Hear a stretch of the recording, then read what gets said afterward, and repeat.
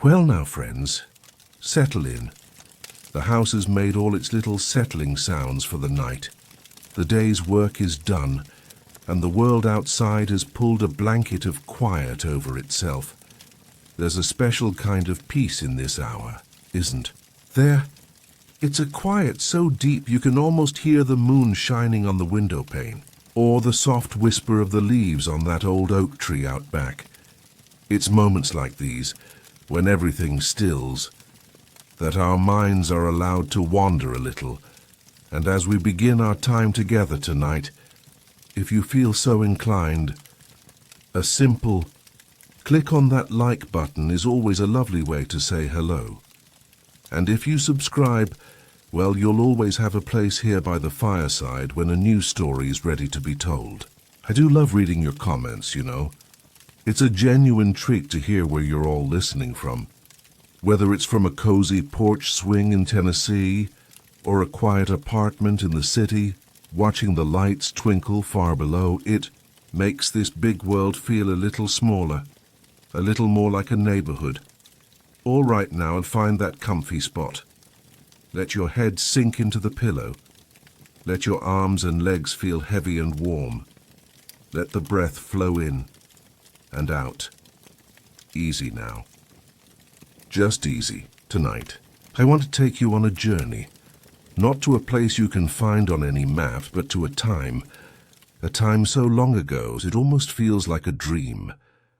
We think of our world as a noisy place, filled with the hum of refrigerators, the distant rumble of traffic, the chime of a notification.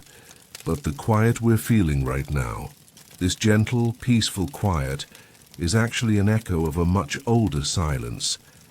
A silence that was the original language of our planet. Think about it for a moment. Before the first cities, before the first villages, before the first dirt path was ever worn into the earth by human feet, there was a quiet that lasted for millions of years.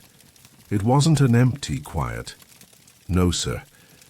It was a living, breathing silence, filled with the rustle of wind through giant ferns, the chirping of insects we would never recognize, the patient, steady sound of water shaping stone.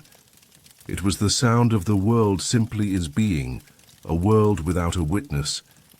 It's a thought that's as vast as the night sky itself.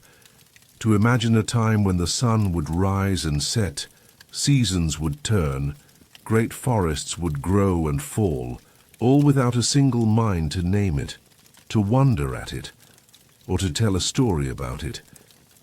It's a silence that stretches back and back into the deepest, darkest soil of time. And it's in that profound, ancient quiet that our story begins. Not with a bang, but with a stirring. The quietest, most subtle shift in a world that had been waiting for a very, very long time. So let's just rest here for a moment, in that great waiting quiet. Let's imagine this world, you and I. Let's drift back.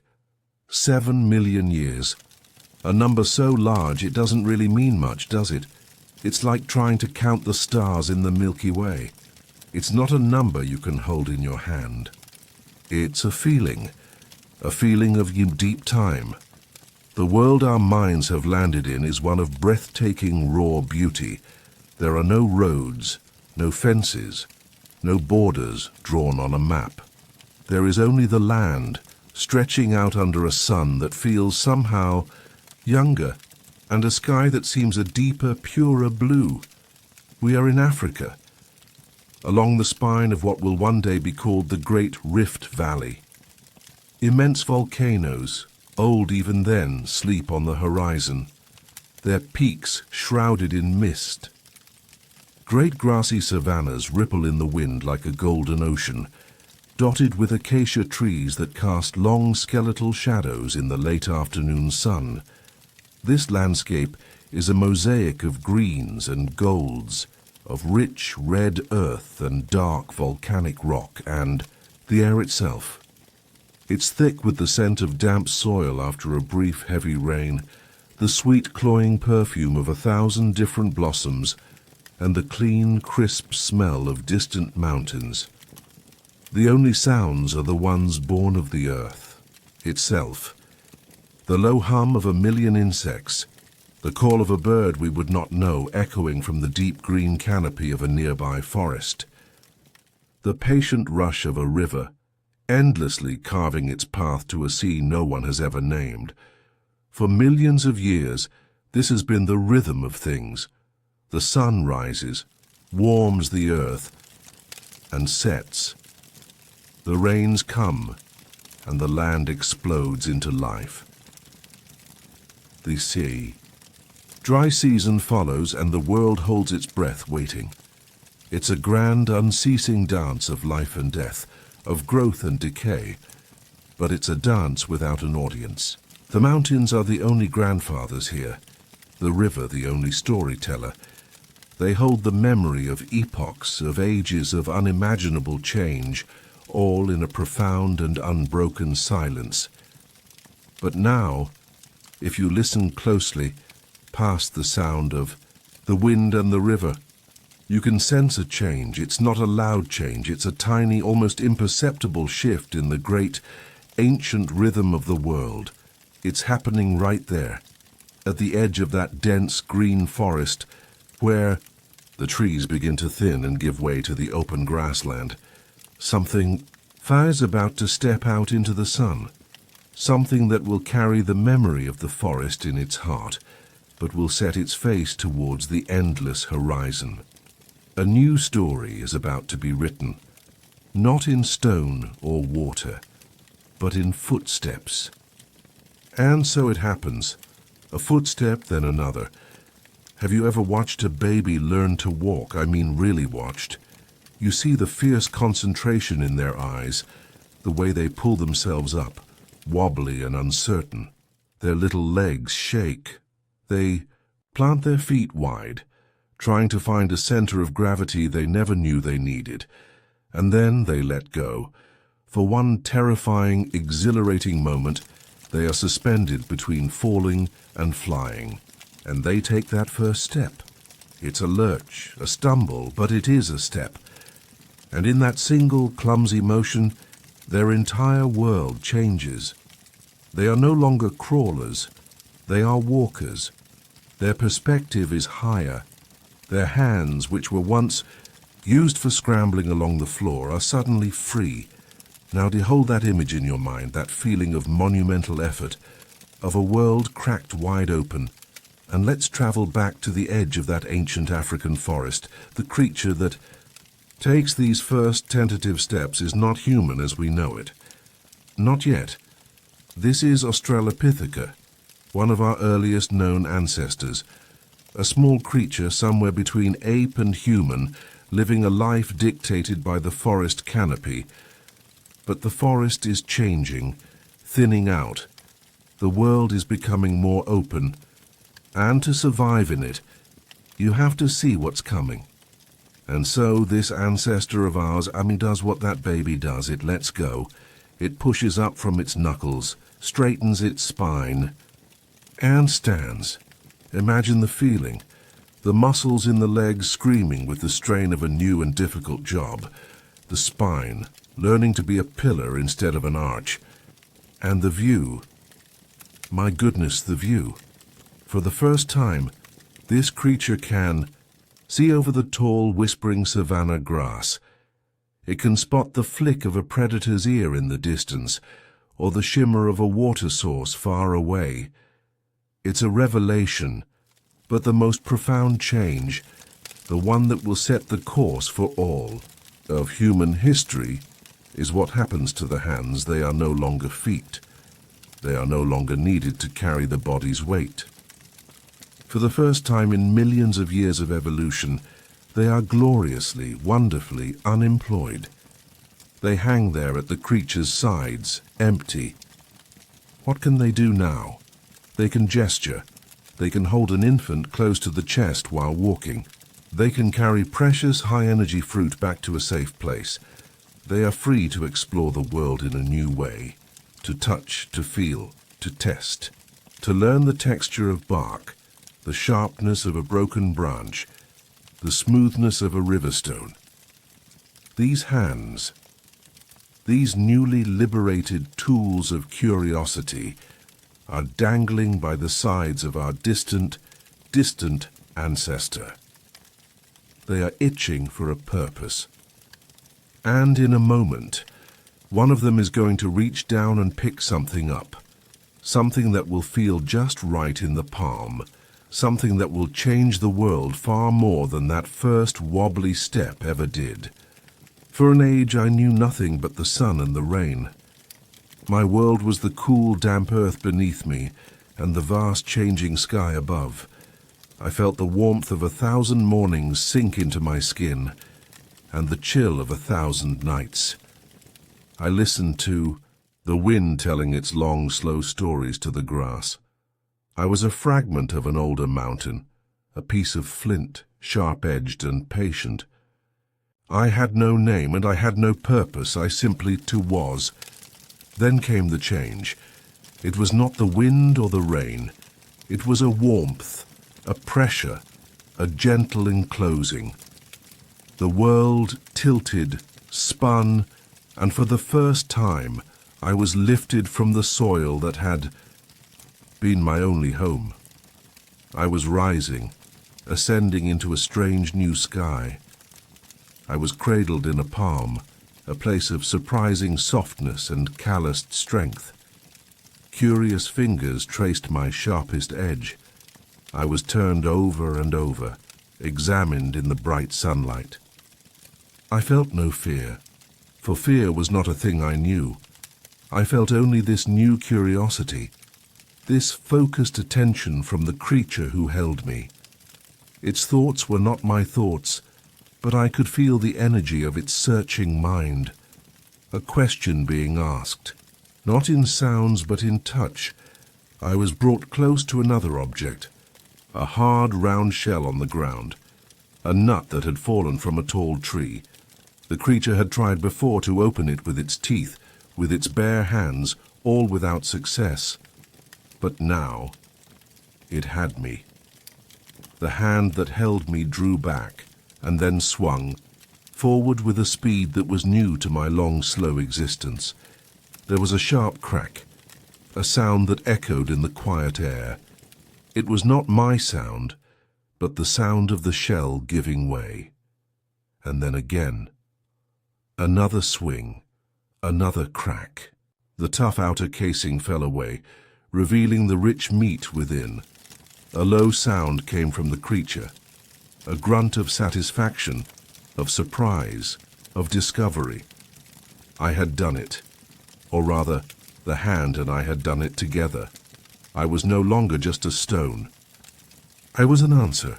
I was a key. I was not tossed aside. Oh no, I was held onto a newfound treasure. I was carried as the creature walked, my sharp edge now a promise, not a random fact of my being. My long, sleepy, sun-drenched existence was over. I had been given a purpose. I had been given a job, you might say, by this soft-handed, clever creature, and my job was to open the world, to break through the barriers that nature had set up. I was the first argument against the way things were, and as I lay in that warm palm, I could feel the tremors of a new age beginning. An age where a mind could see a problem and a hand, holding a simple stone like me, could find a solution. The world would never be quite the same. That little stone tool, that sharp-edged key, it didn't just open a nut, it opened up a whole new world of flavor and of possibility. For millions of years, the menu had been, well, predictable. The sweet burst of a ripe fig, the slightly bitter tang of young leaves, the small crunchy prize of a beetle or a grub. It was enough to get by, enough to fuel the muscles for another day of climbing and foraging, but it was a simple fuel for a simple engine. Now, imagine tasting something truly new for the very first time. Imagine putting that first kernel of a cracked nut into your mouth, It's not just sweet. It's dense, it's oily and rich. As you chew, it releases a wave of flavor and a feeling of substance that fruit could never provide. It's a taste that feels important. It tastes like concentrated energy, or even more profound. Imagine using that stone to crack open the long leg bone of an animal left behind by a great predator. Inside is the marrow, a strange, soft, waxy substance. You taste it tentatively, and it is a revelation. It's savory, salty, and so intensely rich it warms you from the inside out. It's a food that speaks directly to the deepest, most ancient parts of your brain. The parts that know instinctively this is the fuel we have been missing. This wasn't just a pleasant change, it was a revolution that happened on the tongue. Our ancestors had stumbled upon nature's powerhouse. Fat and protein, the building blocks of a bigger, more complex body, and more importantly, a bigger, more complex brain. You see, the brain is a hungry, greedy organ. It demands a tremendous amount of energy to run, and for a long time, it was running on a shoestring. Budget. But this new diet, this was like striking oil. Suddenly there was a surplus of high-quality, high-calorie fuel. This new food didn't just fill the belly, it fed the mind. It provided the raw materials for neurons to fire in new patterns, for new connections to be woven in the darkness of the skull. The world began to look different because the mind looking at it was being rewired, calorie by precious calorie. It sparked a new kind of thought. Not just, I am hungry, but I remember there are nuts in that grove over the hill. Not just, there is a predator, but if we wait until the predator has finished its meal, we can get the bones. It was the beginning of memory being used as a tool, the beginning of planning, the beginning of foresight. The stone was the key, yes, but the food it unlocked was the fuel. And that fuel was paving a highway in the mind, a highway that would lead slowly but surely to a new kind of creature. One that didn't just use a tool it found by chance, but one that could picture a better tool in its mind, and then, with skillful hands, bring that idea to life. It's a funny thing about names, isn't it? Sometimes a name is just a name, but other times a name holds a kind of power. It captures the very essence of a person, or a place, or even an entire age. It tells a story in just a word or two. And as our story moves forward, we meet a new ancestor, one whose name tells us everything we need to know. They call this one Homo habilis. In the plain, simple talk I prefer, that means the handyman. What a perfect name. It wasn't the biggest or the strongest creature on the savannah. It didn't have the sharpest teeth or the thickest hide, but it had hands, and it had a mind that was beginning to work in concert with those hands in a way that was entirely new. The ancestors who came before, the Australopithecus, they were clever opportunists. They'd find a sharp rock and use it. But the handy man, Homo habilis, he was a manufacturer. He was a craftsman. Let's picture him. He's not just picking up any old rock, he's searching. His eyes now, fueled by that richer diet, are scanning the ground for a particular kind of stone, a piece of flint or quartz that has the right feel, the right heft. He finds one, he holds it in one hand, and in the other he holds another, harder stone, a hammerstone, and then begins the work. Clack! He strikes the flint with purpose. A flake flies off. Clack! Another strike. He turns the stone, inspecting the edge, his mind picturing the tool he wants to create. This isn't random banging.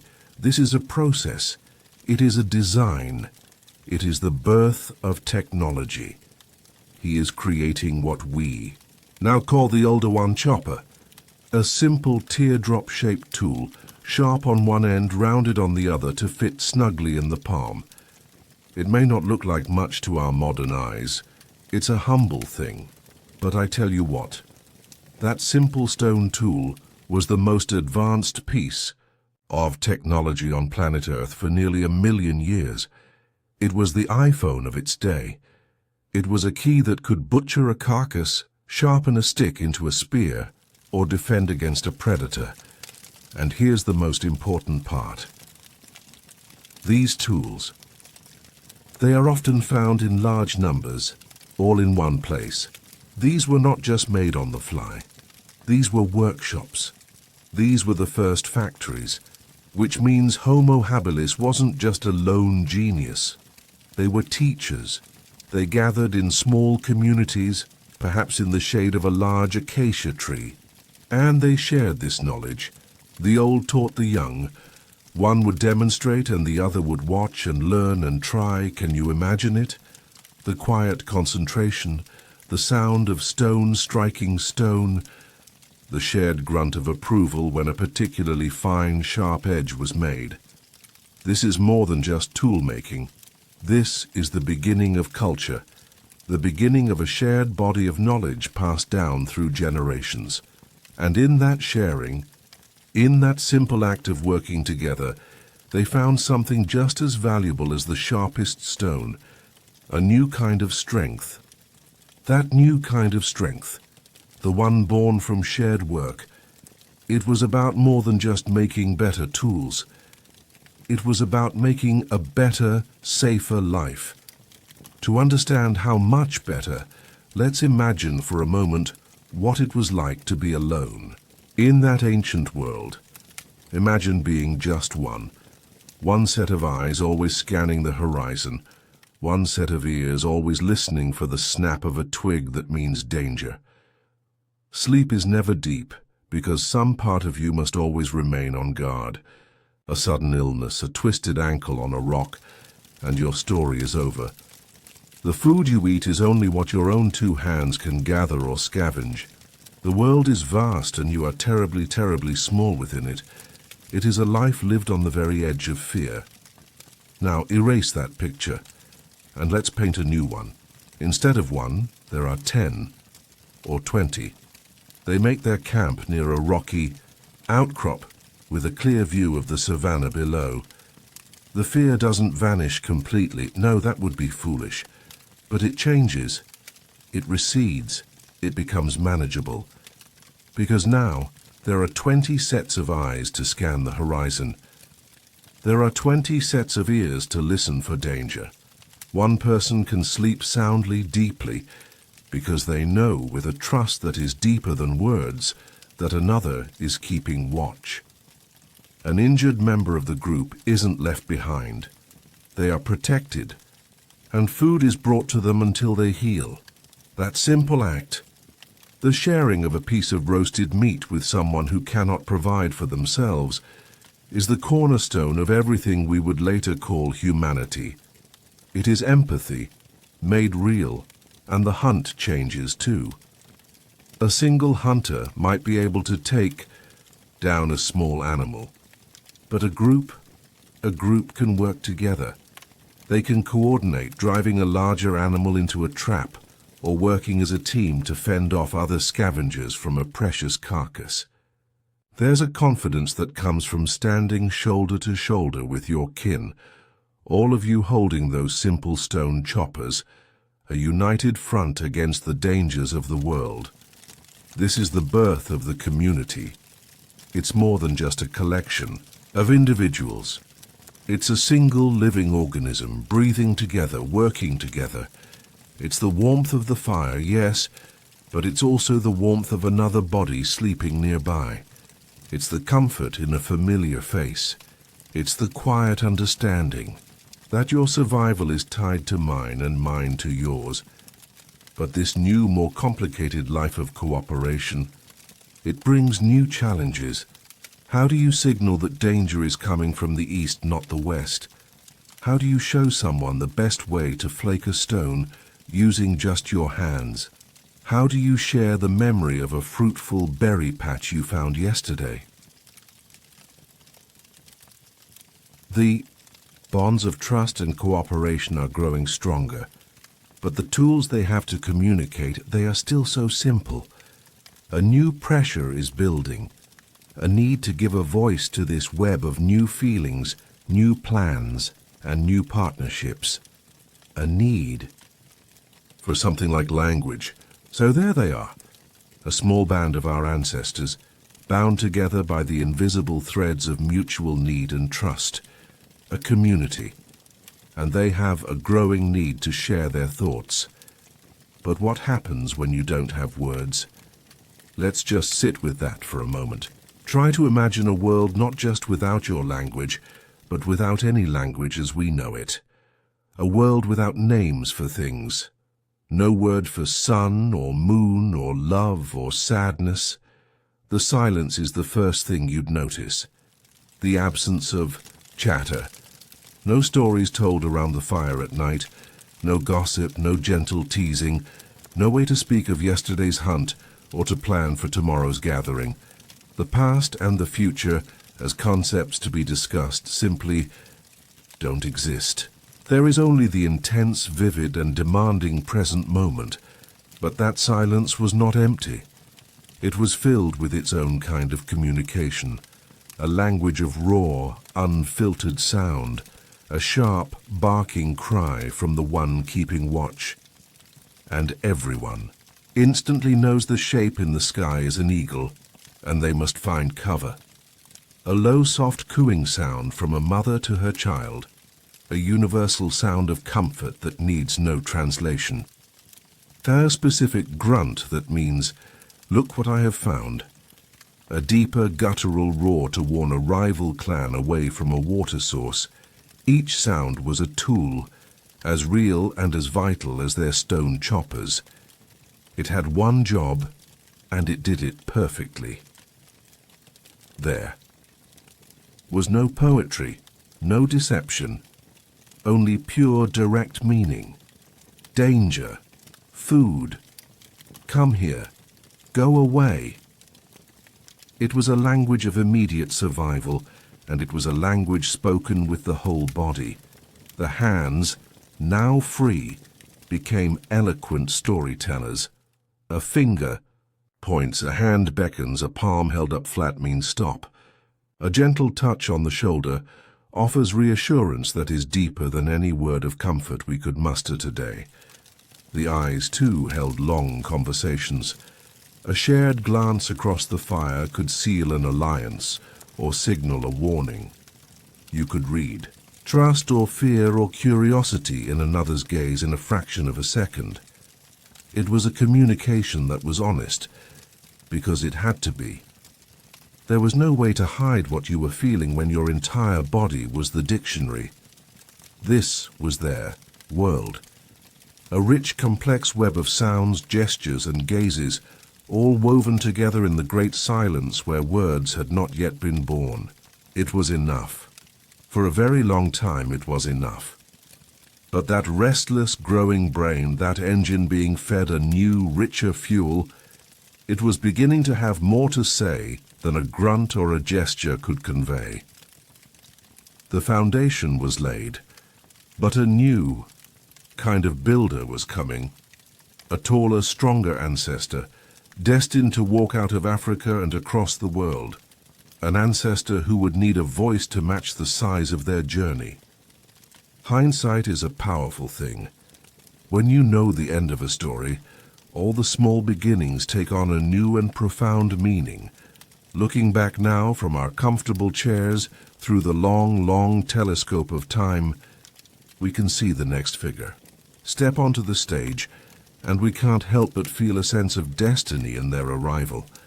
Of course, they didn't feel it. For them, it was just another sunrise, another day of searching for food and keeping safe. But they were different, taller, stronger, and they were about to change the world simply by walking through it. We call them Homo erectus, the upright man, and this name says it all. While their ancestors had learned to stand and walk on 2 feet, Homo erectus perfected it. This was the first of our kin to have a body shaped much like our own. long legs, shorter arms, a pelvis, built for efficient long-distance walking. They left the last traces of the ape stoop behind them and stood tall on the African savanna, fully committed to a life on the ground. You could say they were born to walk. Their entire skeleton was a masterpiece of engineering for endurance.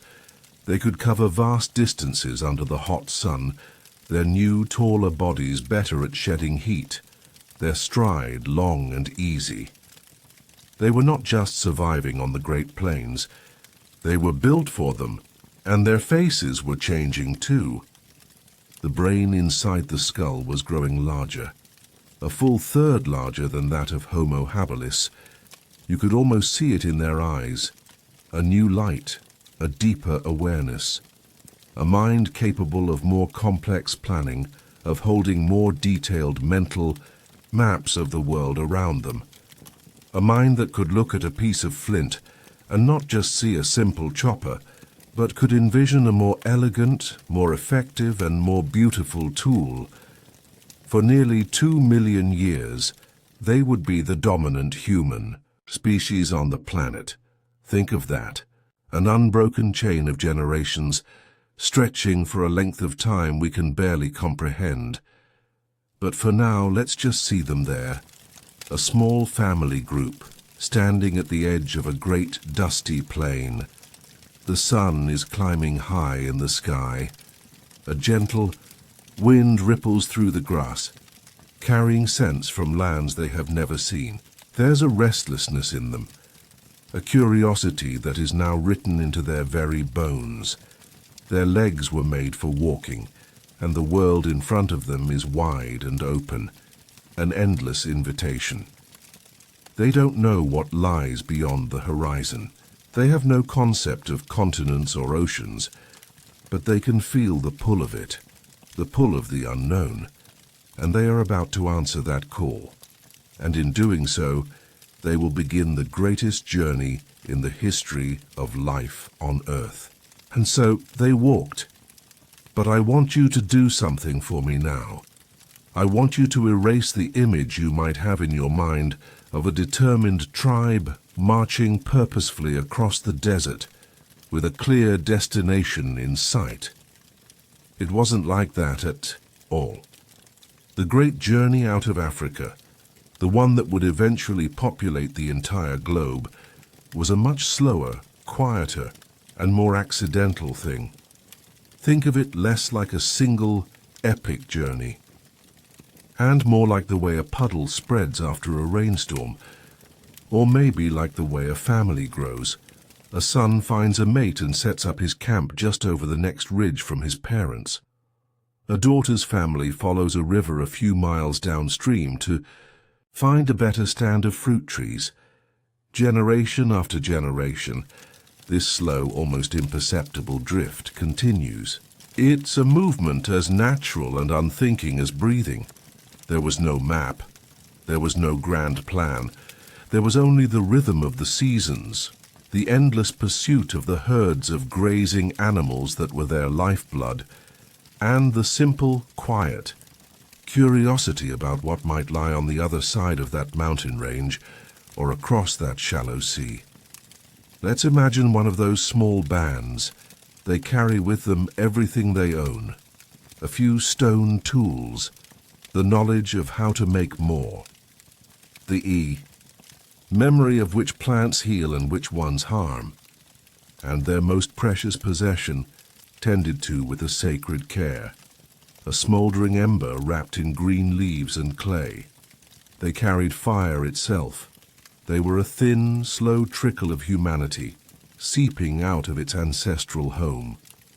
For the first time, our lineage left the African continent. They moved north into the lands we now call the Middle East, then spread east, generation by generation, across the vastness of Asia. Others would eventually turn west into the continent of Europe, and with every step the world was new. I want you to try and feel the wonder of that.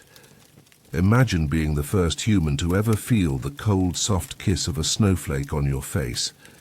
the first to walk beneath the canopy of a vast pine forest in what would one day be China, the ground soft with centuries of fallen needles.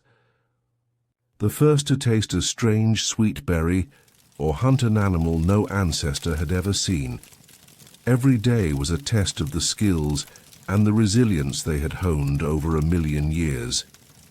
They were adaptable, they were tough, and they were, for the first time, truly explorers of the world. But the world they were entering was not empty. It was not waiting for them, quiet and peaceful. It was already home to other creatures, creatures of a size and scale that are difficult for us to even comprehend. They were walking out of the cradle and into a land of giants. That land they walked into, it was a world that felt like it had been dreamed up by a child with a wild imagination. Everything was bigger, the trees, the rivers, and especially the animals. We call this time the Pleistocene, but you might know it better as the Great Ice Age. And it was a land of giants. I want you to try and picture it. Standing in a forest clearing, our small band of ancestors looks on as a herd of mammoths passes by. These are not just elephants. These are walking mountains of shaggy brown fur, with great domed heads and tusks that curve up towards the sky like twin moons of ivory. The ground trembles with their passing. Their deep, rumbling calls are a sound you feel in your bones. And over there by the river, a giant beaver the size of a black bear is felling a tree with a sound like a series of gunshots. In the grasslands, you might see a glyptodon, an animal like a Volkswagen Beetle made of bone and armor, munching peacefully on the grass, or a giant ground sloth as tall as a small house when it rears up on its hind legs to pull down a high branch. It was a world of superlatives. Everything was the biggest, the strongest, the strangest, and with these magnificent herbivores came magnificent predators. The cave lion, a third bigger than any lion alive today. The short-faced bear, a creature of terrifying speed and power. And of course the saber-toothed cat, with those terrible 6-inch daggers hanging from its upper jaw. For our ancestors, these small, soft-skinned creatures with their clever hands, this new world must have been both awe-inspiring and deeply frightening. They were no longer the most formidable beings in their landscape. They were now in many ways the underdog. They could not outrun the lion or outmuscle the bear. Their simple stone tools felt like children's toys against the sheer scale of this world. To survive here required a new level of awareness, a new kind of respect for the power of nature. You learned to read the signs. You learned which creatures to avoid at all costs. You learned to make yourself small and quiet, to be a whisper in a world that roared, but with great danger came great opportunity. The carcass of a single mammoth could feed a family for an entire season. The hide could create a shelter against the biting winds of the north. This world of giants was a world of immense risk, yes, but also of immense reward. The question was, how could they possibly claim it? How could this small, fragile walker, with only a sharpened stone and a clever mind, ever hope to thrive in such a place? Well, they would have to get smarter. They would have to get more organized. They would have to turn the hunt into an art. The wind is in their favor, blowing their scent away from the herd. For hours they have been motionless, hidden behind a low ridge of rock and dry brush. Below them, a herd of giant bison grazes peacefully, their great shaggy heads bent to the grass. The sun is hot on their backs, but they do not move. They are statues of patience. This is not a battle of strength. That would be a fool's errand. A single one of those bison weighs more than their entire band put together. No, this is a battle of wits. It is a chess game played on the open savanna. the leader of the small hunting party, a seasoned male with a scar across his brow, slowly raises a hand. It is not a command so much as a confirmation. The time is now. Remember the plan. Two younger hunters detach from the group, circling wide to the far side of the herd. They move with a liquid grace, their bodies low to the ground, using every rock and patch of tall grass for cover. Their movements are a silent conversation. For another long stretch of time, nothing happens.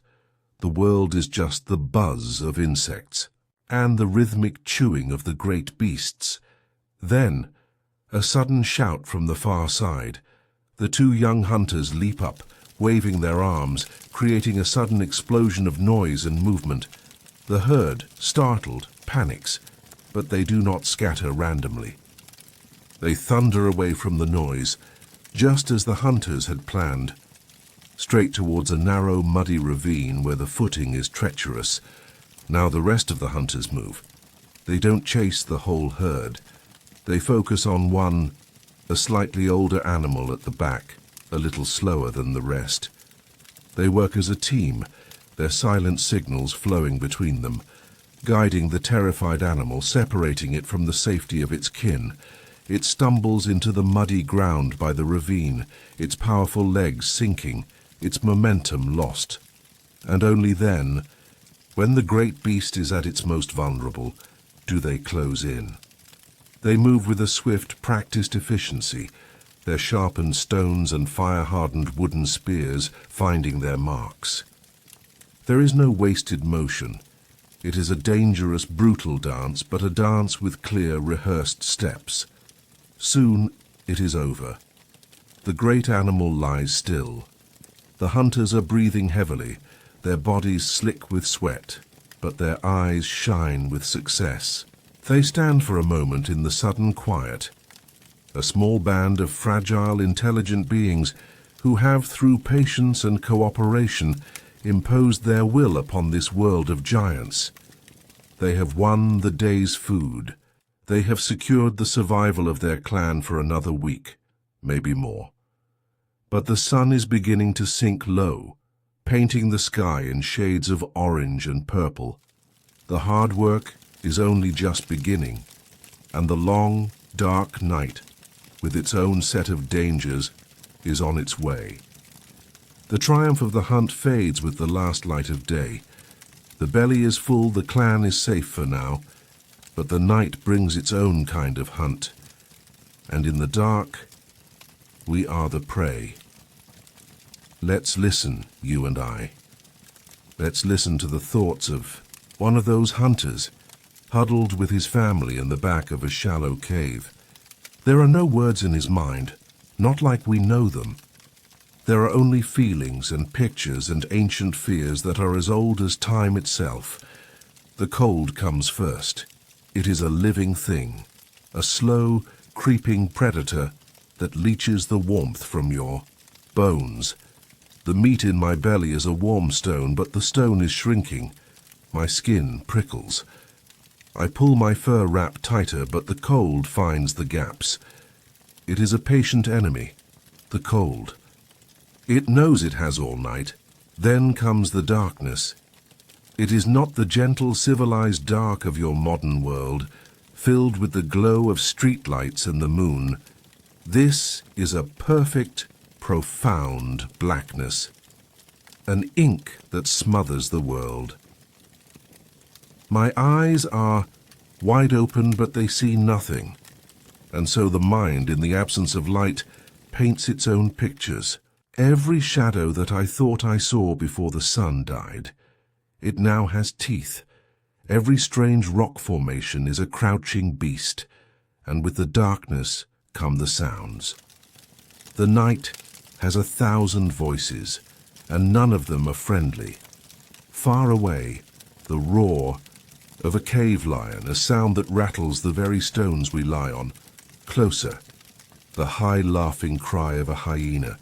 It sounds like a joke, but it is not a joke. It is the sound of hunger. And then, the worst sound, the sound of something moving just beyond the mouth of the cave. A rustle, a soft footfall. My heart beats like a trapped bird against my ribs. Is it just the wind, or is it something more? The fear is a cold fire in my gut.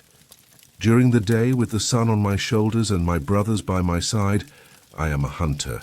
I am strong. But in the dark, I am small. I am soft. I am food. Every part of me screams to run, but there is nowhere to run to. All I can do is lie still and wait for the sun. The sun. The great, warm, life-giving eye in the sky. I long for it. I pray to it with a faith that has no name. I see a memory in my mind, a memory from the last rainy season. The sky split open with a flash of white light, and a great tree exploded into a different kind of sun, a dancing, angry, beautiful spirit of light and heat. We were terrified. We ran. But I remember the warmth on my face even from far away. I remember how it ate the darkness. What if a man could hold a piece of that? A tiny piece of the sun to keep in his own cave? What if he could command that dancing, hungry spirit? The thought itself is terrifying. It is a power, too. Great to imagine, but here in the cold, in the dark. It is also a beautiful, desperate dream. That desperate dream, born in the cold and the dark, hangs in the air for generations. A what if, a longing. And then, one day, the sky provides an answer.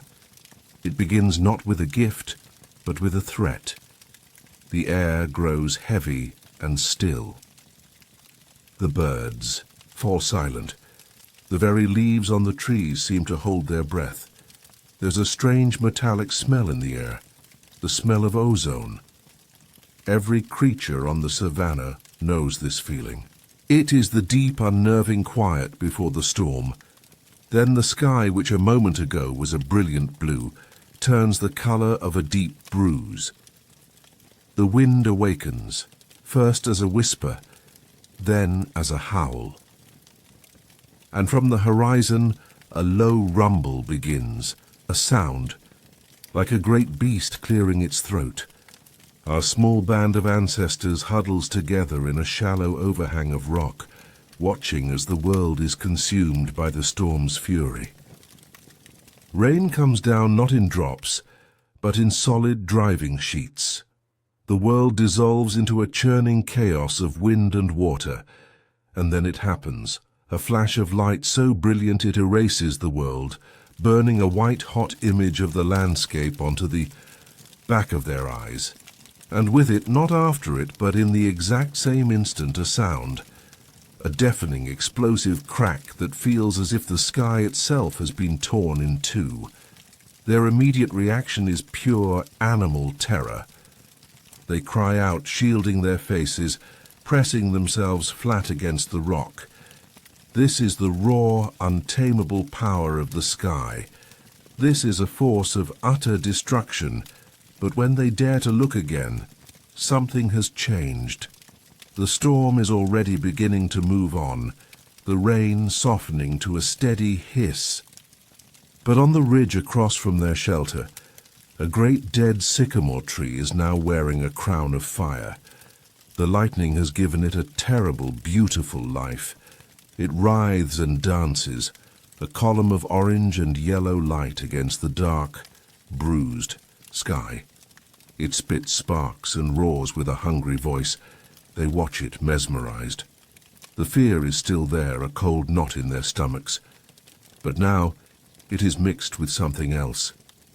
A profound sense of awe and a growing curiosity. The storm passes. The world is left dripping and cold. The night will soon be upon them, a night that will be even colder and more miserable because of the damp. But over there, on that ridge, is a promise. It is the sun brought down to earth. It is a beacon that holds the darkness at bay. They can feel its impossible warmth from across the valley. It is a gift from the violent sky, a dangerous gift, a wild spirit. And now, as they stare at it, a new question begins to form in the bravest, most curious mind in that small group. It's no longer a gentle what-if. It is a plan taking shape in the quiet after the storm. Someone must go to it.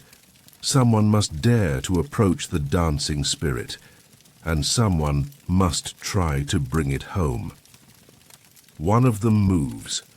A young woman, perhaps, or a daring young man. We will never know their name, but we can imagine their heart pounding like a drum against their ribs as they step out from the shelter, alone. Let's walk with them. Let's try to feel what they felt, that first firebringer. The ground is cold and slick with rain. Every step is a risk. Don't fall, don't fall.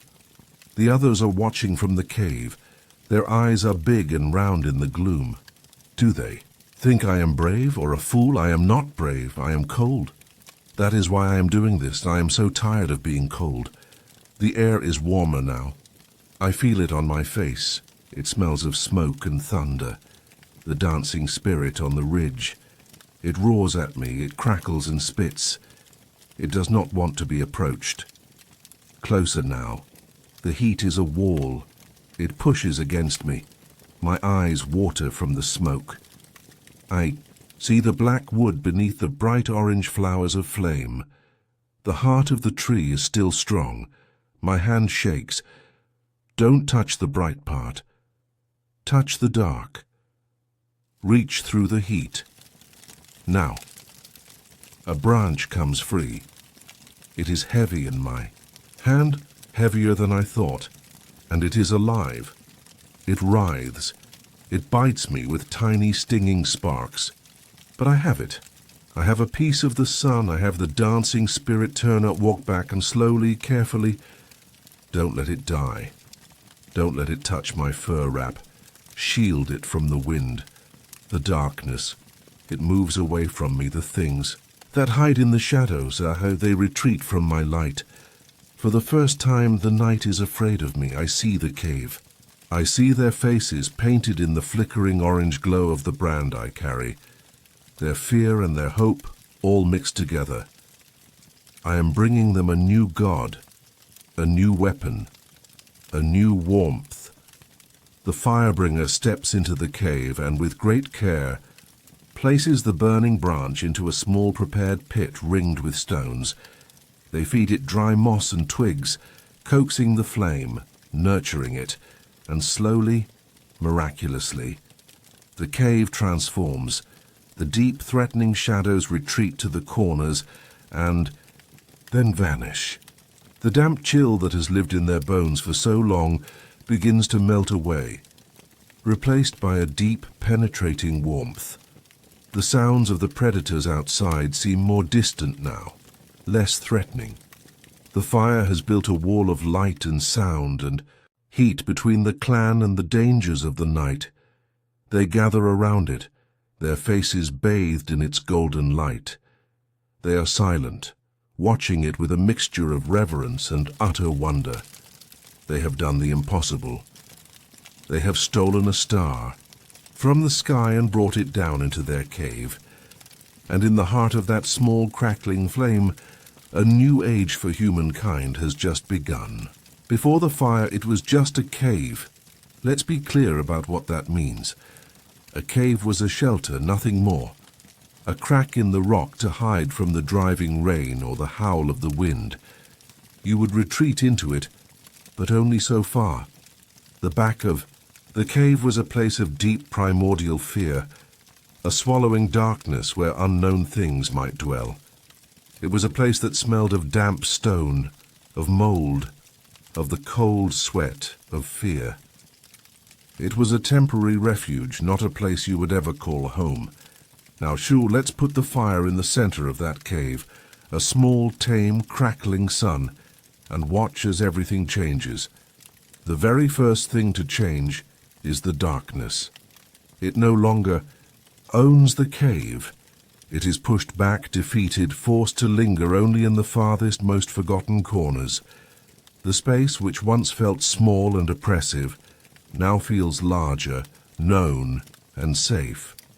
For the first time, our ancestors can see the full, arching ceiling above them, the texture of the walls around them. The second thing to change is the air. The fire is a living, breathing thing, and its heat is a constant, gentle push against the dampness. The chill is driven from the stone. The cave begins to smell not of fear, but of wood smoke, and soon of roasting meat. The fire becomes the first kitchen. Food which was once torn apart and eaten raw can now be cooked.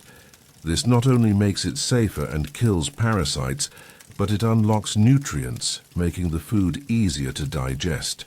It's another leap forward in fueling that hungry, growing brain, and the fire becomes the first living room. Before, the clan would huddle together in the dark, backs against the wall, facing out towards the danger. Now, they turn inward. They face the fire. They face each other. They can see the expressions on each other's faces as they share a story or work on a tool. The fire becomes the gravitational center of their social world. It is the place of safety, of warmth, of community. It is a hearth. That one small change, bringing a controlled fire into a shelter, transforms it utterly. The cave is no longer just a place to hide from the world. It has become a place to live in the world, a base of operations, a sanctuary. It has become home, and this idea of home, of a warm, safe place to return to at the end of the day, it's one of the deepest and most powerful ideas in all of human history. It was born right there, in the flickering golden light of that first campfire, in a world that was still wild and full of teeth. But as this one small family of humans was discovering the comfort of their new hearth, they were not the only ones out there. The world was vast, and it was far more crowded than you might imagine. I want you to hold a number in your mind for a moment. It's not a big number. The number is 21. As best as our scientists can tell, that's roughly how many different kinds of humans have walked this earth over the long course of our history. 21. It's a staggering thought, isn't it? We have this tendency to think of human evolution as a straight line, a single file march from a stooped ape-like creature to a caveman, to us. But the truth is so much more interesting, so much more crowded. For most of our existence, the peak world was home to multiple human species at the same time. The human family tree wasn't a single tall trunk. It was a dense, sprawling bush with many branches growing and thriving all at once. All over the old world, there were our direct ancestors, the successful and far-ranging Homo erectus, who we've been following. But they had company. They had cousins. In a cave in Siberia, there lived a mysterious group we call the Denisovans, known to us from little more than a finger bone and a few teeth. On a remote island in Indonesia, there was a tiny species of human nicknamed the Hobbit, who stood only about 3.5 feet tall. It was a world of incredible human diversity, a world where you could, in theory, travel far enough and meet a distant cousin who looked and perhaps thought very differently from you. But of all these lost cousins, one group stands out. They are the most famous, the most studied, and the most misunderstood of all our ancient relatives. To find them, we must leave the warm plains of Africa and the temperate forests of Asia. We must travel north and west into a Europe that is in the grip of a great and terrible cold. This is the Ice Age, a time of massive glaciers, of biting winds, and of long, brutal winters, and it was in this harsh, unforgiving crucible of ice and snow that a new kind of human was forged. They were not our ancestors. They were our sister species, our closest kin, a people so perfectly adapted to the cold, so strong and so resilient, that they would dominate the continent for hundreds of thousands of years. As our own ancestors were just beginning to take their first steps out of Africa, these other humans were already the undisputed masters of the frozen north. They were the original Europeans, and their story is one of the most poignant and most human in our entire family history.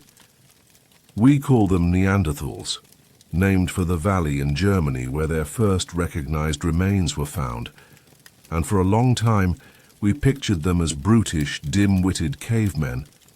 But that picture is wrong. It is a profound injustice to their memory. Let's try to paint a new picture, not with speculation but with what the science and the fossils tell us. Let's paint it with our senses. The first thing you must feel is the cold. Not just a chilly autumn day, but a deep penetrating cold that lasts for most of the year. Feel the sharp sting of it in your nostrils with every breath. Feel the wind, like a razor, cutting across the frozen landscape. This cold is the artist that sculpted the Neanderthal body. Feel their physique. They were shorter than us and much more heavily built. A stocky, barrel-chested frame designed not to release heat, but to hold onto it, like a well-built wood stove. Their bones were thicker, their muscles more powerful. This was a body built for strength and survival in a brutal world. Look at their face in your mind's eye. A prominent brow ridge low over the eyes, and a large, wide nose. For a long time we thought this made them look primitive, but now we think that nose was a brilliant piece of biological engineering, a radiator in reverse, designed to warm and humidify the frigid, dry air of the Ice Age before it hit their lungs. Now imagine the feeling of their hands. They were strong, powerful hands, capable of incredible force, but they were also precise. In their hands, they held stone tools of a sophistication that was new to the world. They had perfected a technique of preparing a core stone, then striking off a perfect, sharp flake with a single expert blow. Each tool was a product of foresight, of planning, of a deep understanding of the material they were working with, and feel the world through their senses. The smell of pine needles and wood smoke from the hearth in their cave, the taste of roasted reindeer, rich and fatty, the feeling of a soft, expertly scraped hide against their skin, keeping the biting cold at bay. The sight of their family, their clan, their faces illuminated in the firelight, the only circle of warmth and safety in a world of ice. This was not a dumb brute. This was a master of a difficult and dangerous world. They were powerful, they were intelligent, they were survivors. But were they only survivors? Was their life just a long, hard struggle for food and warmth? Or was there something more happening inside that large, complex brain? Did they look up at the stars and wonder? Did they feel love? And did they feel loss? To answer that, we have to look not at how they lived, but at how they treated their dead. One of the things that binds all of us humans together, across all cultures and all of time, is how we face the final quiet of death. The way we treat our departed. It says so much about who we are. It speaks of love, of memory, and of a hope for something more. And for the longest time it was thought that this was something unique to us, Homo sapiens. But then we looked closer at the Neanderthals, and we found something that changed the story completely. Let's travel to a place called Shanidar Cave in the mountains of what is now Iraq. It's a vast, sun-dappled cave that was a home to Neanderthals for tens of thousands of years. And deep within that cave, Archaeologists found the remains of several individuals. One in particular tells a remarkable story. He was an older man, and his bones showed he had lived a hard life, with several serious injuries that had healed over time. This alone tells us that his clan must have cared for him, protected him when he was weak. But it's the way they laid him to rest that takes your breath away. He wasn't just left where he fell. He was placed carefully in a shallow grave, curled, on his side, as if he were only sleeping. A bed of woven branches may have been laid beneath him. But the most incredible discovery came from the soil samples taken from around his body. The scientists found pollen, not just a few random grains blown in by the wind, but dense clumps of pollen from at least 7 different kinds of wildflowers. Brightly colored flowers, grape hyacinth, hollyhock, and cornflowers. These flowers do not grow in the cave.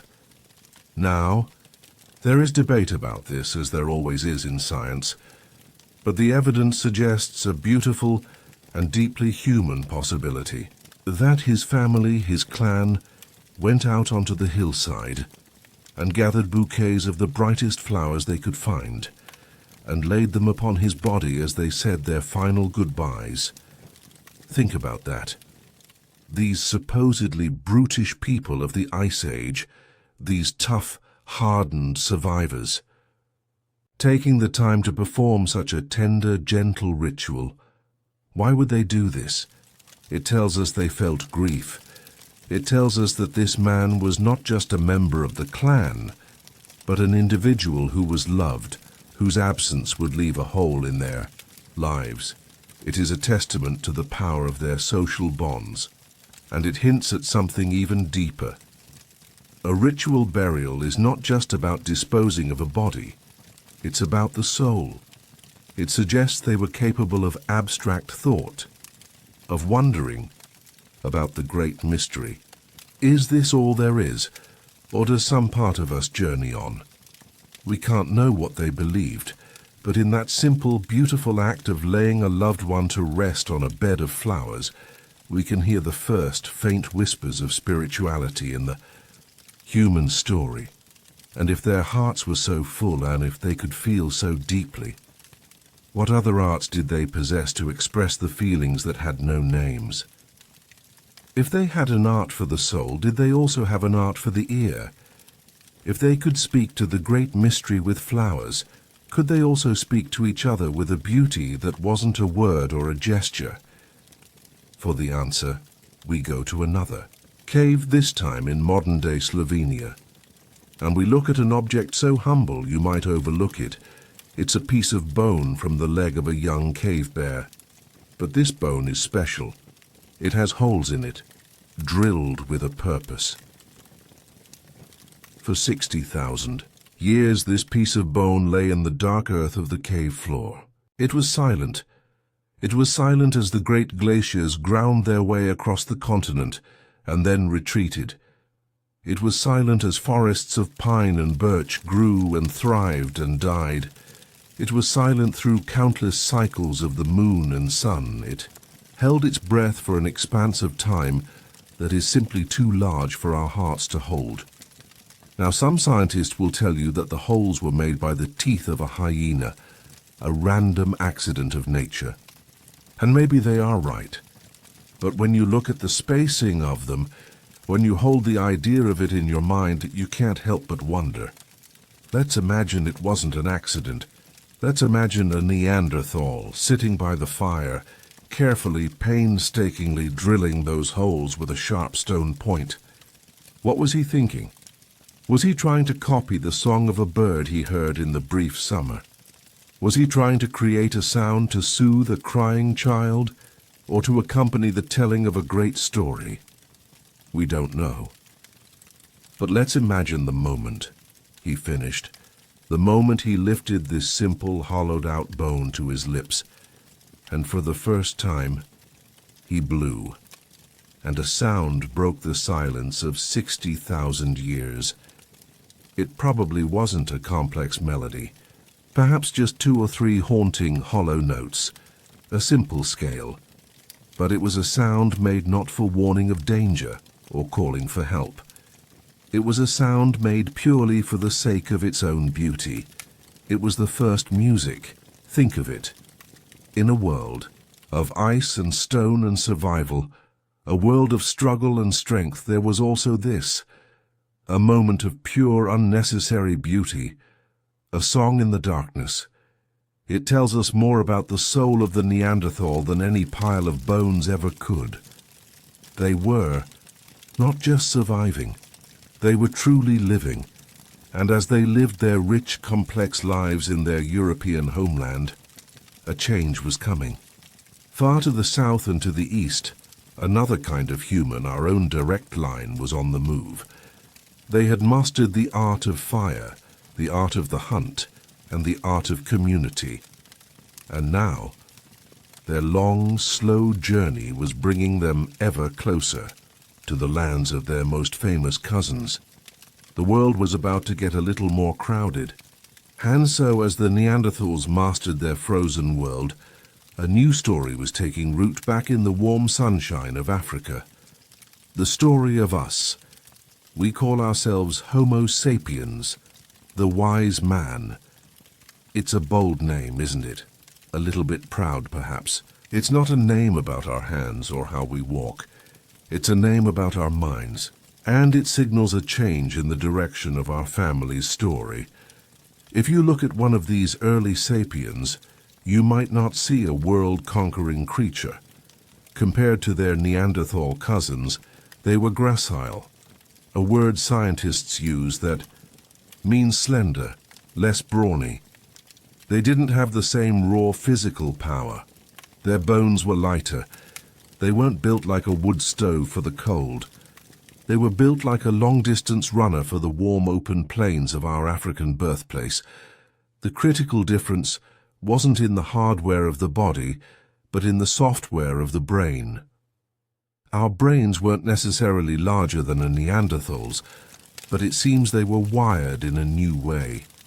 A way that gave us 2 extraordinary, almost magical abilities. The first was language. Not just the warning cries and gestures of our ancestors, but a language of incredible complexity. With this new tool, we could talk about things that weren't, right in front of us. We could speak about yesterday's regrets and tomorrow's plans. We could share a detailed memory of a faraway place. And most importantly, we could talk about things that weren't real at all. We could speak of spirits, of tribal myths, of laws and values and gods. And this led directly to our second superpower, cooperation on a massive scale. An animal can't be convinced to believe in a myth. A Neanderthal clan was held together by intimate personal bonds. A group of maybe 20 or 30 individuals who knew each other well. But Homo sapiens, we could use our shared stories, our shared myths to unite hundreds, even thousands of strangers under a single banner. We could create a tribe, a nation, a religion, all based on a story we all agreed to believe in. This was the game changer. This ability to form large, cohesive and flexible groups. So this is who we were, a physically weaker but socially more powerful kind of human, a storyteller, a dreamer, a believer. And now, standing on that African plain, some 200,000 years ago, we enter our own story. The long tale of our ancient cousins becomes the history of our own great-great, ever-so-great grandparents. And just like their ancestors before them, they eventually felt that same pull, that same curiosity about the horizon. But this time, it was a curiosity fueled by stories, by imagination. They began to wonder and to talk about what might be out there. And soon, talking wasn't enough. They had to see for themselves. So they began to walk. And this time, it was a walk that would take them to the ends of the earth. I want you to picture a map of the world in your mind. Maybe one of those old, soft-colored maps from a school classroom, the kind where your finger could trace the outlines of the continents. Let's follow their journey together. From their homeland in Africa, the first small brave bands of Homo sapiens moved north, into the lands we now call the Middle East. This is the great crossroads of the world, and it is here they will have their first significant encounters with their Neanderthal cousins, who have long called this region home. But that is only the beginning. One great wave of humanity turns east. Imagine them not as conquerors, but as small family groups of beachcombers. For thousands of years they follow the warm, food-rich coastlines down the Arabian Peninsula, along the shores of India, into the vast archipelago of Southeast Asia. They are masters of the coast, learning the rhythms of the tides, feasting on shellfish and fish, and they keep going until they reach the very edge of the continent. And here they do something that no human had ever done before. They build boats, rafts perhaps, of bamboo and reeds, and they look out across a stretch of open ocean, and they cross it. They arrive in a new world, a continent untouched by any kind of human. They become the first Australians, an absolutely astonishing achievement. Another wave pushes north and east from the Middle East into the vast cold heart of Asia. They learn to hunt on the great windy steppes. They learn to make tailored clothing from animal hides using fine bone needles to sew the pieces together, a technology that allows them to survive the brutal Siberian winters. And from there they keep pushing, until they cross the great land bridge that once connected Siberia and Alaska, and they walk into the Americas. And a third wave, a wave that holds so much meaning for our story, turns west. They leave the crossroads of the Middle East and begin to push into Europe, the ancestral homeland of the Neanderthals. Think of the sheer adaptability of our species. From the sun-baked savannas of our birth, we learn to live in dense tropical jungles on windswept coasts, in frozen, treeless tundra, and in temperate forests. We didn't adapt by changing our bodies over millennia. We adapted by changing our culture, our technology, and our minds. We invented new tools, new clothes, and new ways of living for every new place we called home. But as we spread into these new lands, we were rarely the first to arrive. Our cousins were already there, waiting. And as our ancestors moved deeper into Europe and Asia, these encounters became more and more common. The long, separate stories of the different branches of the human family were about to intersect. The world was no longer big enough for all of us to live apart. Let's do something different now. For this part of the story, let's leave our own ancestors for a moment. Let's stand instead with our cousins, the Neanderthals. Let's borrow their eyes and see the world as they saw it on one fateful afternoon. Imagine, you are a Neanderthal hunter. You know this valley like the back of your own strong hand. You know where the reindeer will pass, where the best flint can be found, which caves offer the deepest shelter. This is your world. Your family has lived here for more generations than there are stars in the sky. One day, while tracking a herd, you see something new on the far ridge. They are not reindeer. They are not bears, they are people. But they are not your people, they are strangers, and they are strange indeed. They are tall and surprisingly thin, like reeds growing by the river. They are not built for the cold, you think. They walk with a different rhythm, a lighter step. Their faces are flat, their chins pointed. They carry spears, but they are long and thin, different from your own sturdy, powerful ones. Your first instinct is caution. You are the master of this land, but you did not get to be old by being careless. You signal to your clan, and you all melt back into the shadows of the pine forest, becoming just another part of the landscape. From the safety of the trees, you watch. You watch them make their camp. You see that they have fire, just as you do. You watch them laugh and talk. Their voice is a strange fluting music on the wind, so different from the deeper guttural sounds of your own clan. You watch a mother caring for her child. You see a man carefully sharpening a tool. And in those moments of watching, the strangeness begins to fade, replaced by a slow dawning recognition. They are different, but they are also the same. They feel the cold. They know hunger. They love their young. Perhaps days later, you meet by a river. Both your clans need water. There is tension in the air, a long silent standoff. Your hand rests on the stone axe at your belt. Their hands rest on their thin spears. But no one attacks. Maybe one of your elders, as a sign of peace, places a perfectly made flint scraper on a flat rock, and then backs away.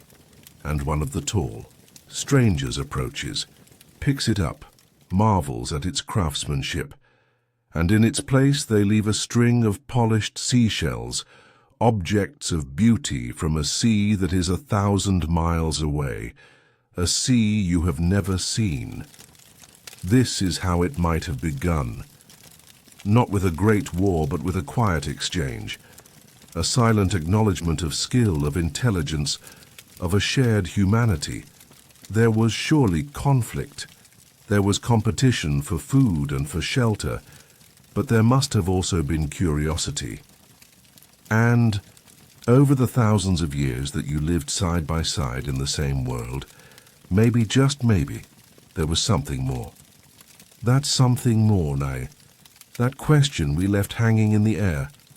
For the longest time it was a mystery. We could only guess about what happened when our two human families met. But in just the last few years, we've found an answer, and the answer is not written in stone or found in a cave.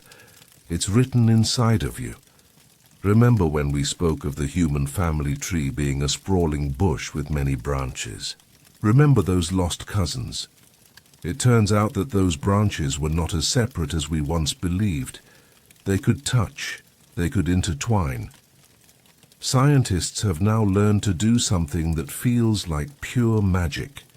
They can take a fragment of ancient bone, a piece of a Neanderthal's finger that is 40,000 years old, and they can read the story written inside it.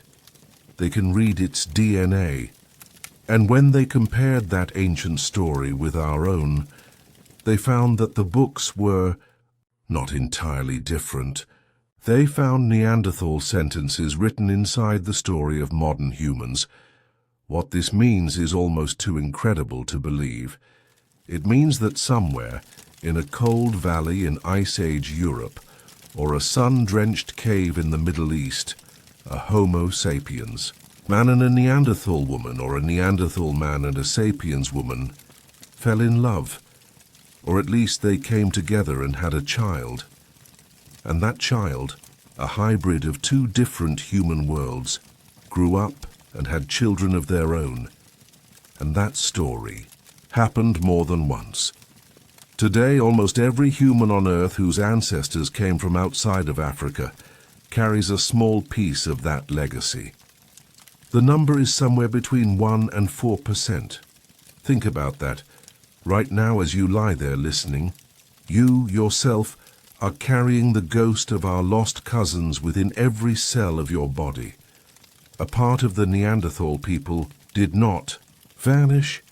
They did not go extinct in the traditional sense. A part of them survived in us. Their story became our story, and they left us gifts. Scientists think that some of the genes we inherited from them helped strengthen our immune systems, preparing us for diseases we had never encountered in Africa. Perhaps they influenced our skin and our hair. They gave us a small piece of their strength their resilience, their hard-won adaptation to a world outside our ancestral home. It is a beautiful and humbling thought that we are not just one people, but a tapestry, woven from the threads of many ancient lines, a living library of our family's long and complex history. And this partnership with our cousins was not the only one that would change our destiny. There was another great partnership, another merging of stories that would give us our most faithful friend, a companion whose own legacy is also written in our shared journey across the world. That other great partnership, the one with our most faithful friend. It began as so many things do around a campfire on a cold night, and it began with an enemy. For thousands of years, the wolf was our great rival. We were the two dominant pack hunters of the northern hemisphere. We hunted the same prey, we walked the same trails, and we feared each other. The howl of a wolf pack in the distance was a chilling reminder that we were not alone at the top of the food chain. The wolf was a shadow in the trees, a flash of teeth in the darkness, a competitor.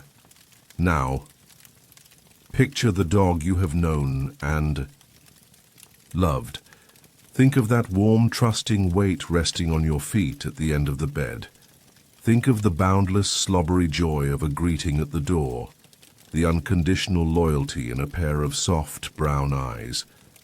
A companion. How in the world did we get from one to the other? How did the rival become the best friend? The story, like all the best ones, is a slow one. It didn't happen overnight.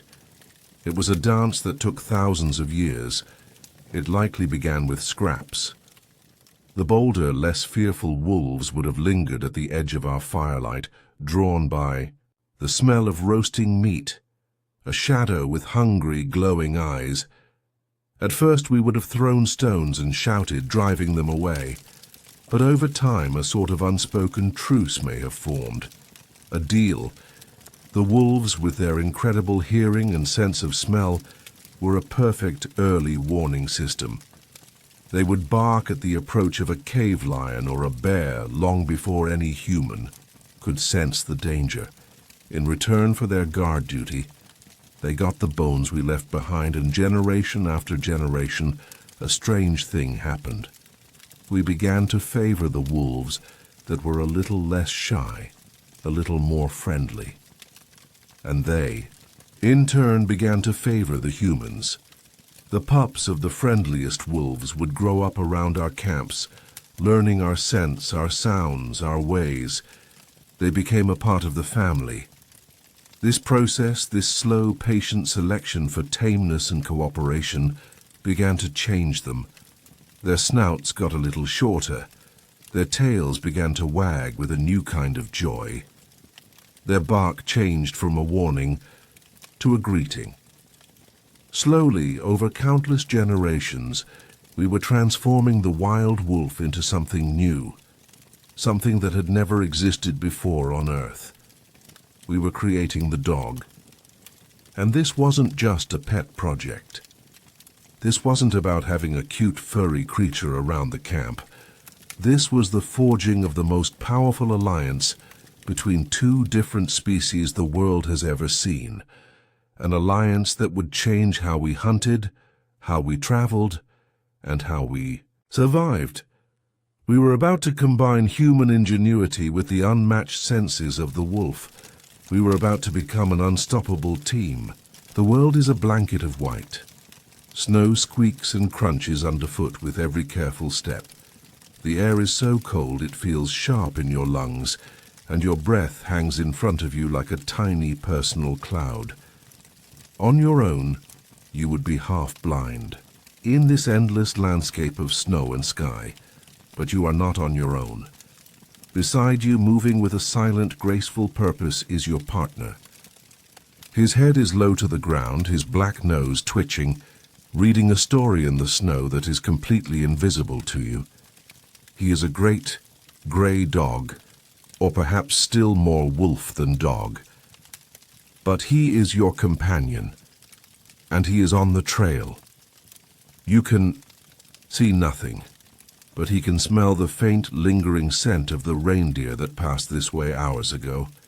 He can tell you their direction. He can tell you how many there are. He reads the world with a sense 1,000,000 times more powerful than your own. Your job is different. You are the strategist. You look ahead at the shape of the land.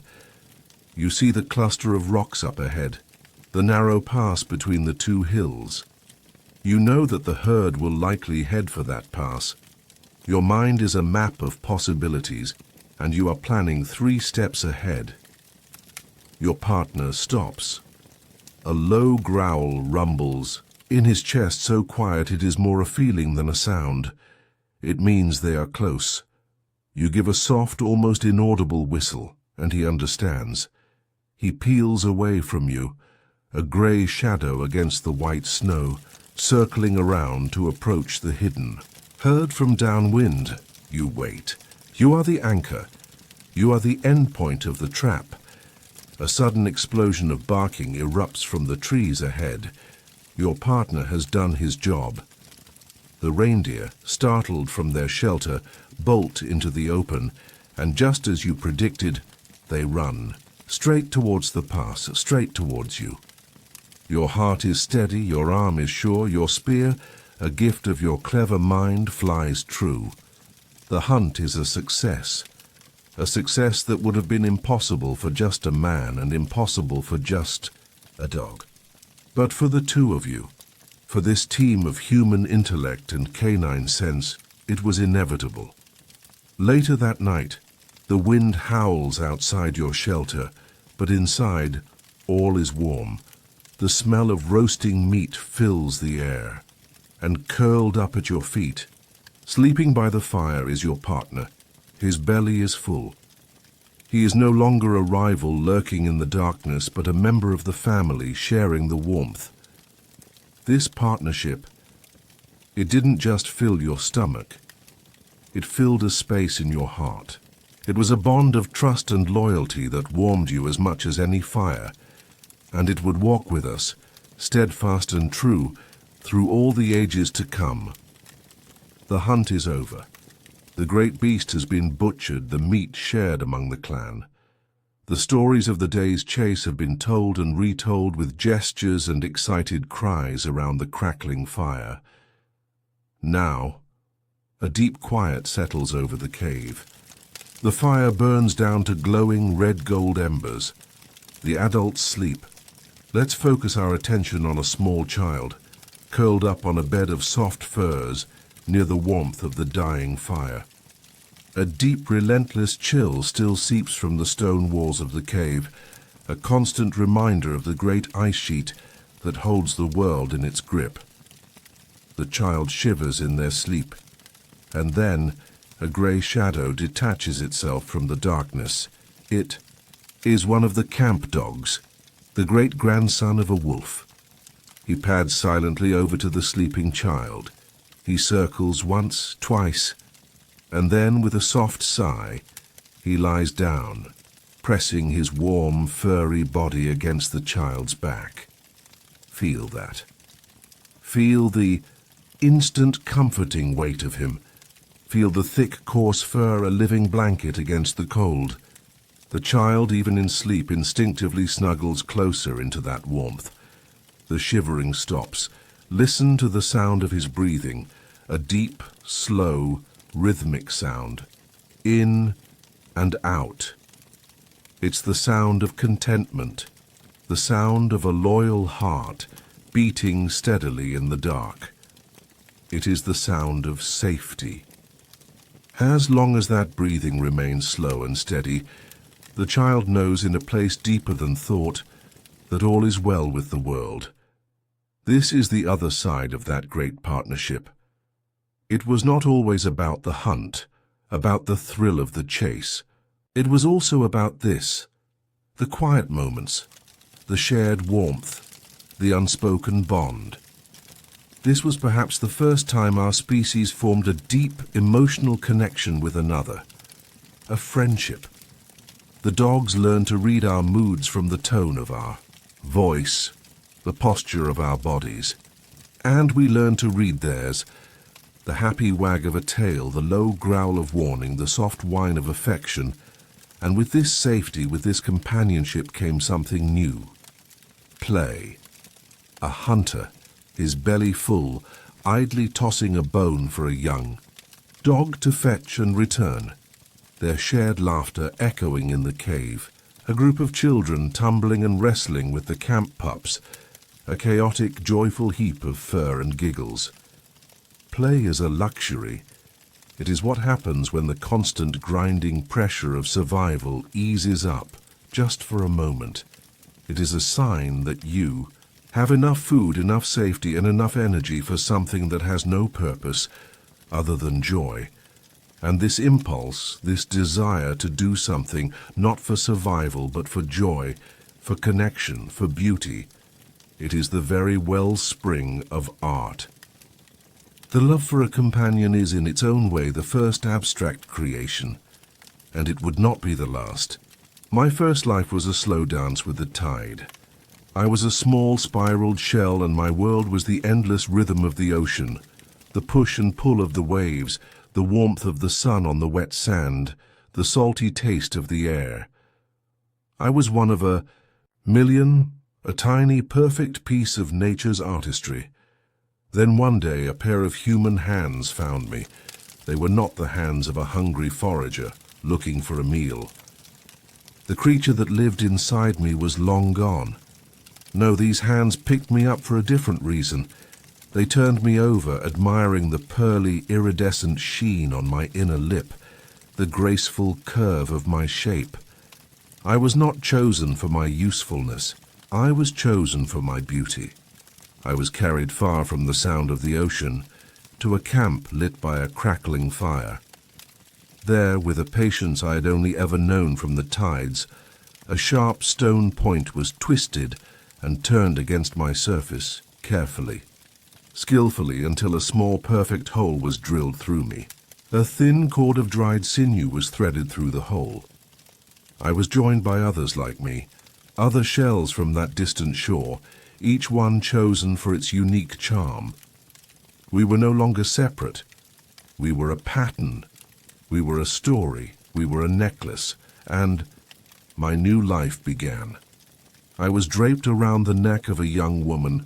I lay against the warmth of her skin. I rose and fell with her every breath. I made a soft clicking sound when she walked. I was not a tool. I could not cut meat or scrape a hide. I could not be used to carry water.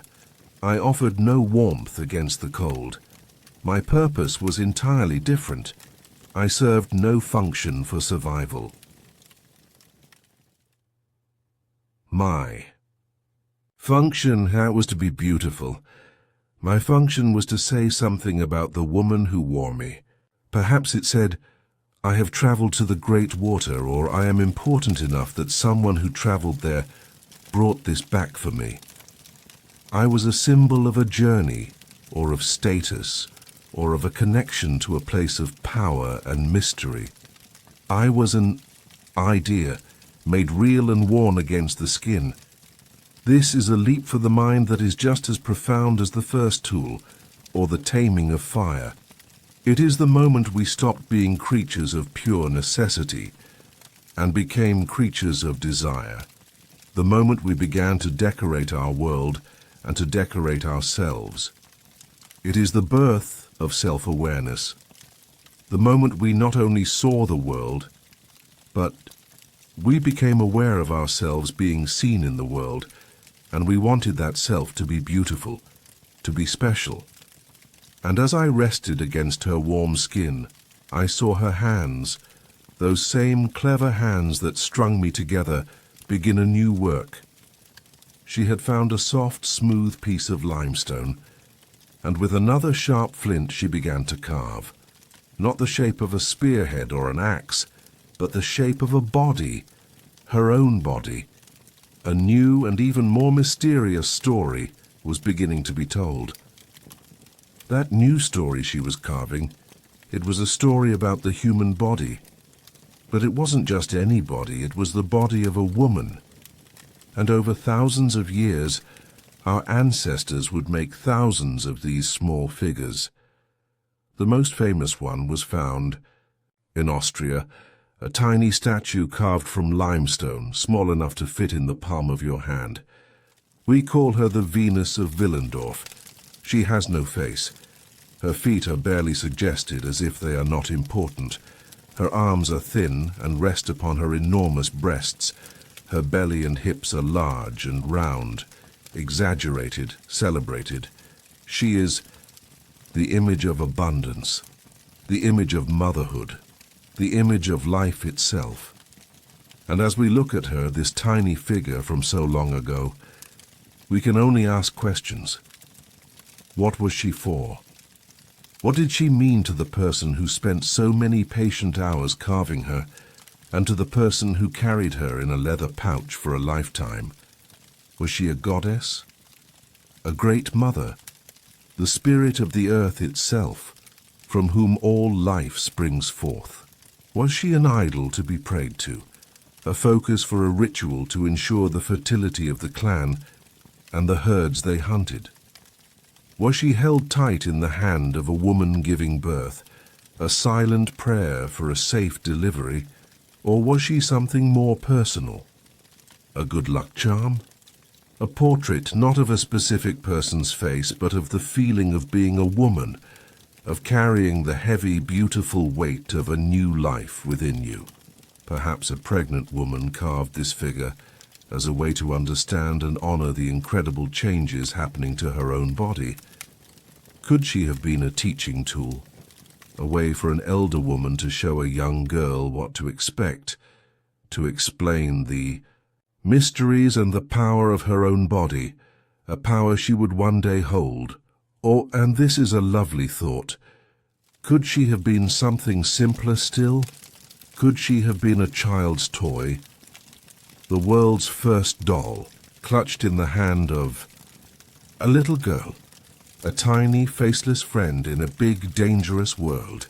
We will never know for sure. The people who made her, who loved her, are long gone, and their secrets are gone with them. And perhaps that is her true power. She is a mirror.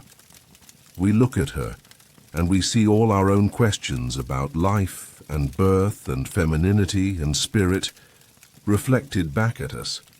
She is a question mark carved in stone, but an object this powerful, this full of meaning, it must have had a story.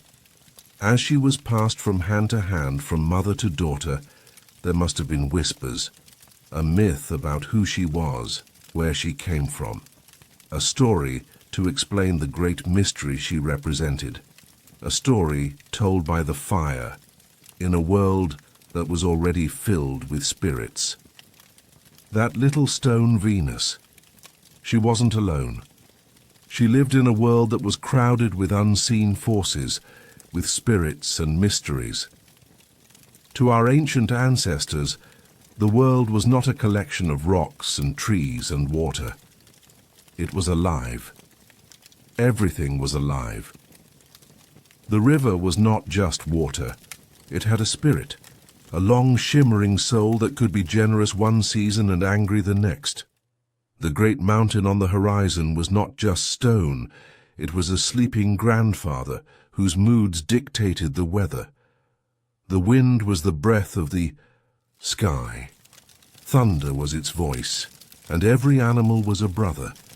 The great cave bear was a god of power and slumber. The fox was a clever trickster spirit. The eagle was a messenger from the sun. To live in this world was to be in a constant, silent conversation with 1,000 powerful, invisible neighbors. And so, to make sense of it all, they told stories. Around the fire at night, the first great myths were born. Let's imagine one. Now, in the before time, the world was flat and dark. The great bear, whose coat was the night sky itself, awoke from his long sleep. He stretched his mighty claws, and where his claws raked the land, the valleys were formed. He yawned, and his breath became the first wind. He wandered the dark world, and the sparks that flew from his claws as they struck the rock became the first stars. He was lonely, so he shed a tear, and that tear fell to the earth and became the first ocean. And from that ocean the Sun Mother arose, bringing with her the first dawn, and the world was filled with light and life. A story like that, it did so many things. It was their science, explaining how the world came to be. It was their history, connecting them to a sacred, mythic past. And it was their guide, teaching them to respect the power of the bear, to be thankful for the warmth of the sun. These stories were the glue that held the clan together. They created a shared reality, a shared identity. You belonged to the people who knew the story of the Great Bear, and there would have been a storyteller, a shaman perhaps, a man or a woman who was the keeper of these tales, the one who could close their eyes and travel to the spirit world, who could understand the whispers of the wind. But stories spoken into the night air, they are as fleeting as smoke. What if you wanted to make the story last? What if you wanted to see the face of the Great Bear, or to capture the power of the Sun Mother? What if you wanted to make the spirit world invisible? To do that, you would need more than just words. You would need charcoal and ground up rock and a canvas. And to find a canvas worthy of the gods, you would have to go deep into the earth, into the silent dark places where the world of the living and the world of the spirits felt very, very close. So let's follow them. Leave the familiar comfort of the fire and the open sky, take a torch and a simple branch wrapped in moss and soaked in animal fat, and step into the mouth of the cave. The first part of the journey is familiar. This is the living space, the home. The air still smells faintly of wood smoke and roasted meat. You can see the sleeping furs, the scattered stone tools. But we are not stopping here. We are going deeper. We pass the last hint of natural light from the cave mouth, and suddenly the world shrinks to the small dancing circle of orange thrown by your torch. The darkness ahead is not just the absence of light. It is a presence. It is heavy, ancient, and absolute.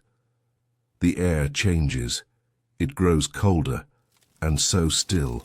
You can hear the blood pulsing in your own ears.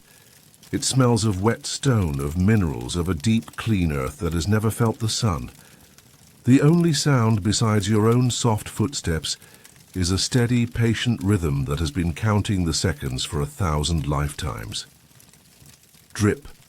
A drop of water falls from the ceiling, a tiny liquid jewel in the torchlight. Drip. Another follows. It is the heartbeat of the mountain. You squeeze through a narrow passage, the cold rock pressing against your back and chest. You crawl on your belly through a low tunnel.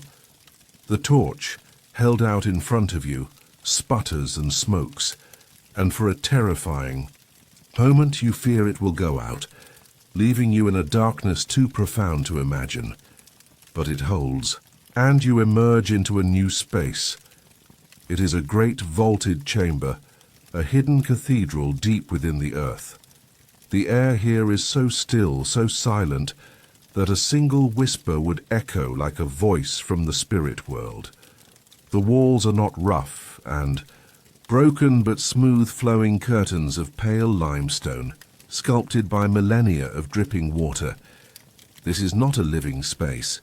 It is a sacred space, a place of power, a place where the veil between the world of the living and the world of the spirits feels thin as a whisper. This is the canvas. And so they stand there, our ancestors, their faces illuminated by the flickering torchlight. They have brought their simple pigments, black from charcoal, red and yellow from ground-up ochre. They have brought their stories of the Great Bear and the Sun Mother. They have brought their hopes, their fears, and their profound sense of wonder. And here in the deepest, most secret part of the world, they are ready to begin their work. They are ready to paint. The cave wall waits. It is a canvas that has been prepared for 1,000,000 years, smoothed by the patient hand of water and time, and the artist steps forward. Let's not picture a brute. Let's picture a master in their studio. This deep, silent cave is their sacred space, their sanctuary, and they have come here to do holy work. First, they prepare their palette. On a flat piece of stone, they lay out their colors. These are not colors bought in a tube.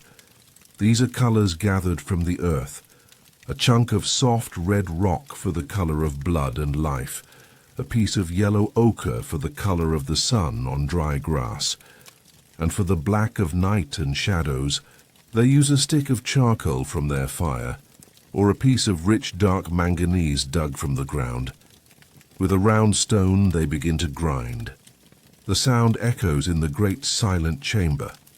A rhythmic, meditative sound, scrape, pack, scrape, pack, scrape. The hard rock is slowly, patiently, ground into a fine, soft powder. But powder alone will not stick to the cold stone wall. It needs a binder. It needs a soul. So the artist mixes the colored dust with what they have. A little cave water, perhaps. Or the thick, rendered fat from a hunted animal. Maybe even their own spit. They mix it with their fingers until it becomes a thick, rich paste. They have not just found their paint, they have made it. Now the work begins. They have no fine brushes. They use a frayed twig, a pad of moss, or simply their own fingertips. The artist reaches out and touches the canvas of the cave wall. Imagine the feeling of that cold living rock beneath their hand. They are not painting on a flat surface. They are collaborating with the stone. They see a natural bulge in the rock, and with a few deft strokes that bulge becomes the powerful humped shoulder of a great bison. They use a crack in the wall to represent a thrown spear. They are painting in 3 dimensions, using the shape of the world itself to give life to their art. They dip their fingers into the black paste and draw the strong, simple outline of a horse. Then they take a hollow bone, fill their mouth with the red, watery paint, and blow it across their other hand, which is pressed flat against the wall. When they pull their hand away, its perfect outline remains, a signature left across time. I was here. I made this. Slowly, by the flickering, uncertain light of their torch, the bare walls of the cave begin to change. They are no longer just stone. They are becoming a window, a gateway into the world of the spirits they carried in their minds. The silent chamber is filling with a silent herd of painted souls. Let's stay here in the deep quiet of the cave and watch the artist work. Let's try to follow the movements not just of their hand but of their mind. Their eyes are fixed on the smooth, pale stone, but what they are seeing is not stone. They are seeing the sunlit savanna. They are seeing the great herds. They are painting from a memory that is as sharp and clear as the flint knife at their belt. The great bull. I must paint the bull. I remember the line of his back. Not straight, no. It is a mountain range of muscle and power. My finger traces the line on the cold rock. I must make the line feel strong. His head low and heavy, the horns curved and sharp like the new moon. A weapon, a crown, the eye. I must get the eye right. It is small, but it is not empty. It holds the spirit of the beast. A small, dark circle, a dot of black manganese, and suddenly he is looking at me. He is alive on the wall. The artist's hand moves, a dance in the flickering torchlight. They are not just painting a picture of an animal. They are trying to capture its essence, its soul. Now the horse and the wild horse, a different spirit, a spirit of the wind, not heavy power, but speed, grace. the mane flying, the legs, a blur of motion. The line must be quick, flowing. It must feel like running. And the deer, the gentle deer with its crown of antlers like a forest on its head. I remember it at the edge of the stream at dawn, the way it lifted its head, so alert, the twitch of its ear listening for danger, the spirit of watchfulness. I will paint that stillness, that quiet grace. One by one, the animals of their world are borne onto the walls of the cave. They are not standing still like figures in a lineup. They are overlapping, running, falling, leaping. The entire wall becomes a great swirling dance of life and motion. O silent stampede! The artist is not just an observer. They are a participant in this dance. They are a shaman, a magician. With every stroke, they are not just remembering the animal. They are calling to it. They are summoning its spirit into this sacred space. They are creating a world where they can meet these powerful spirits on their own terms. And in doing so, they are not just making art. They are making magic. They are weaving a powerful spell, a prayer made of paint and stone, a plea to the great animal souls who share their world, a silent, desperate hope for the hunt to come. The paintings are done. The great silent herd now dances across the walls of the secret chamber, but the work is not yet finished. The magic is not yet complete. Now comes the ritual. Imagine the hunting party gathering in this sacred space before they set out at dawn. The air is thick with the smoke from their torches and the smell of their own nervous excitement. Their faces are grim, focused. Today is a day of great danger and great promise. The shaman or the hunt leader steps forward and begins to speak, not in a loud voice, but a low, rhythmic chant that fills the echoing chamber. Let's imagine his words, a prayer sent out to the painted spirits on the walls. Hear us, O great spirit of the bison. We have made your image here in the heart of the Mother Earth. We have honored your strength, the mountain of your shoulder, the storm of your breath. Your herd is mighty. Your life is strong, our clan is small, our children are hungry. Lend us your power. Give us your strength, let our spears fly true. And as he chants, perhaps the other hunters join in, their voices a low drone that seems to make the very air vibrate. They might begin to move, to dance a slow, shuffling dance that mimics the movement of the herd. Then, one by one, they approach the wall. They reach out and touch the painted flank of the great bull. They trace the outline of its horns with a finger. They are connecting with its spirit, drawing its power into themselves, and then they act out the hunt itself. They raise their real spears, or perhaps just pointed sticks, and they thrust them towards the heart of the painted animal. In this magical space, this rehearsal for reality, their aim is always perfect. The animal is ritually, symbolically, defeated. This is what we call sympathetic magic, the belief that the image and the real thing are linked, that by controlling the image, you can gain some small measure of influence over reality. It may seem strange to us now, but is it really? Think of the baseball player who taps the plate 3 times before he swings, or the child who closes their eyes and crosses their fingers when making a wish. It is the same human impulse. In a world of uncertainty, a world where survival is never guaranteed, we create rituals. We tell ourselves stories. We do whatever we can to feel that we have some small say in our own destiny. And so, their ritual complete, they leave the painted chamber. They crawl back through the narrow tunnels, emerging from the dark womb of the earth into the pale grey light of dawn. Their hearts are filled with a new confidence. The spirits have been honored. The hunt has already been won, here in the sacred. Dark, Now they just have to go out and live it. The sun is just beginning to spill its pale yellow light over the eastern hills. The air is crisp and clean. Back at the camp, the fire is being coaxed back to life, its smoke rising in a thin grey column into the morning sky. This is the start of another day. Another day of the endless, beautiful and difficult work of being alive. The hunters are already stirring. The ones who performed the ritual in the deep cave. They check the points of their spears one last time.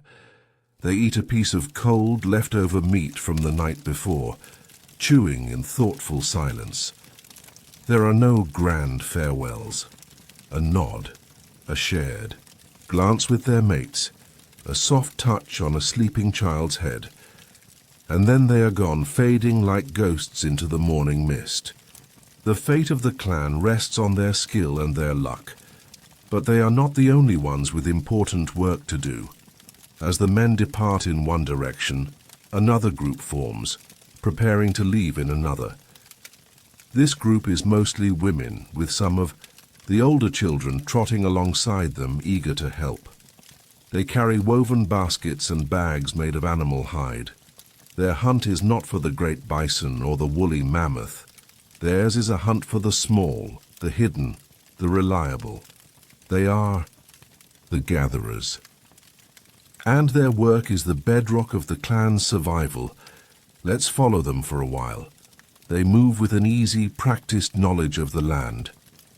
The women are a walking library of ancient information. Their eyes scan the ground, the bushes, the trees. They know which roots to dig for with their fire-hardened sticks, which mushrooms are safe to eat, which nuts have the richest meat. One of them points out a cluster of bright red berries. The children know not to touch them. They are poison. But a few steps later she finds a patch of smaller, darker berries, and the children are allowed to eat their fill, their faces and hands soon stained with sweet purple juice. They find the nest of a ground bird and carefully take a few of the precious eggs. They overturn a rotten log and collect the fat, white grubs beneath. Nothing is wasted. Everything is a gift. They work and talk. Their voices a low, pleasant murmur. The children watch and they learn. They learn the shape of a leaf, the feel of a root, the difference between what nourishes and what harms. This is their schoolroom. Back at the camp, life continues. An old man, his hunting days long past, sits by the fire, patiently scraping a deer hide to make it soft.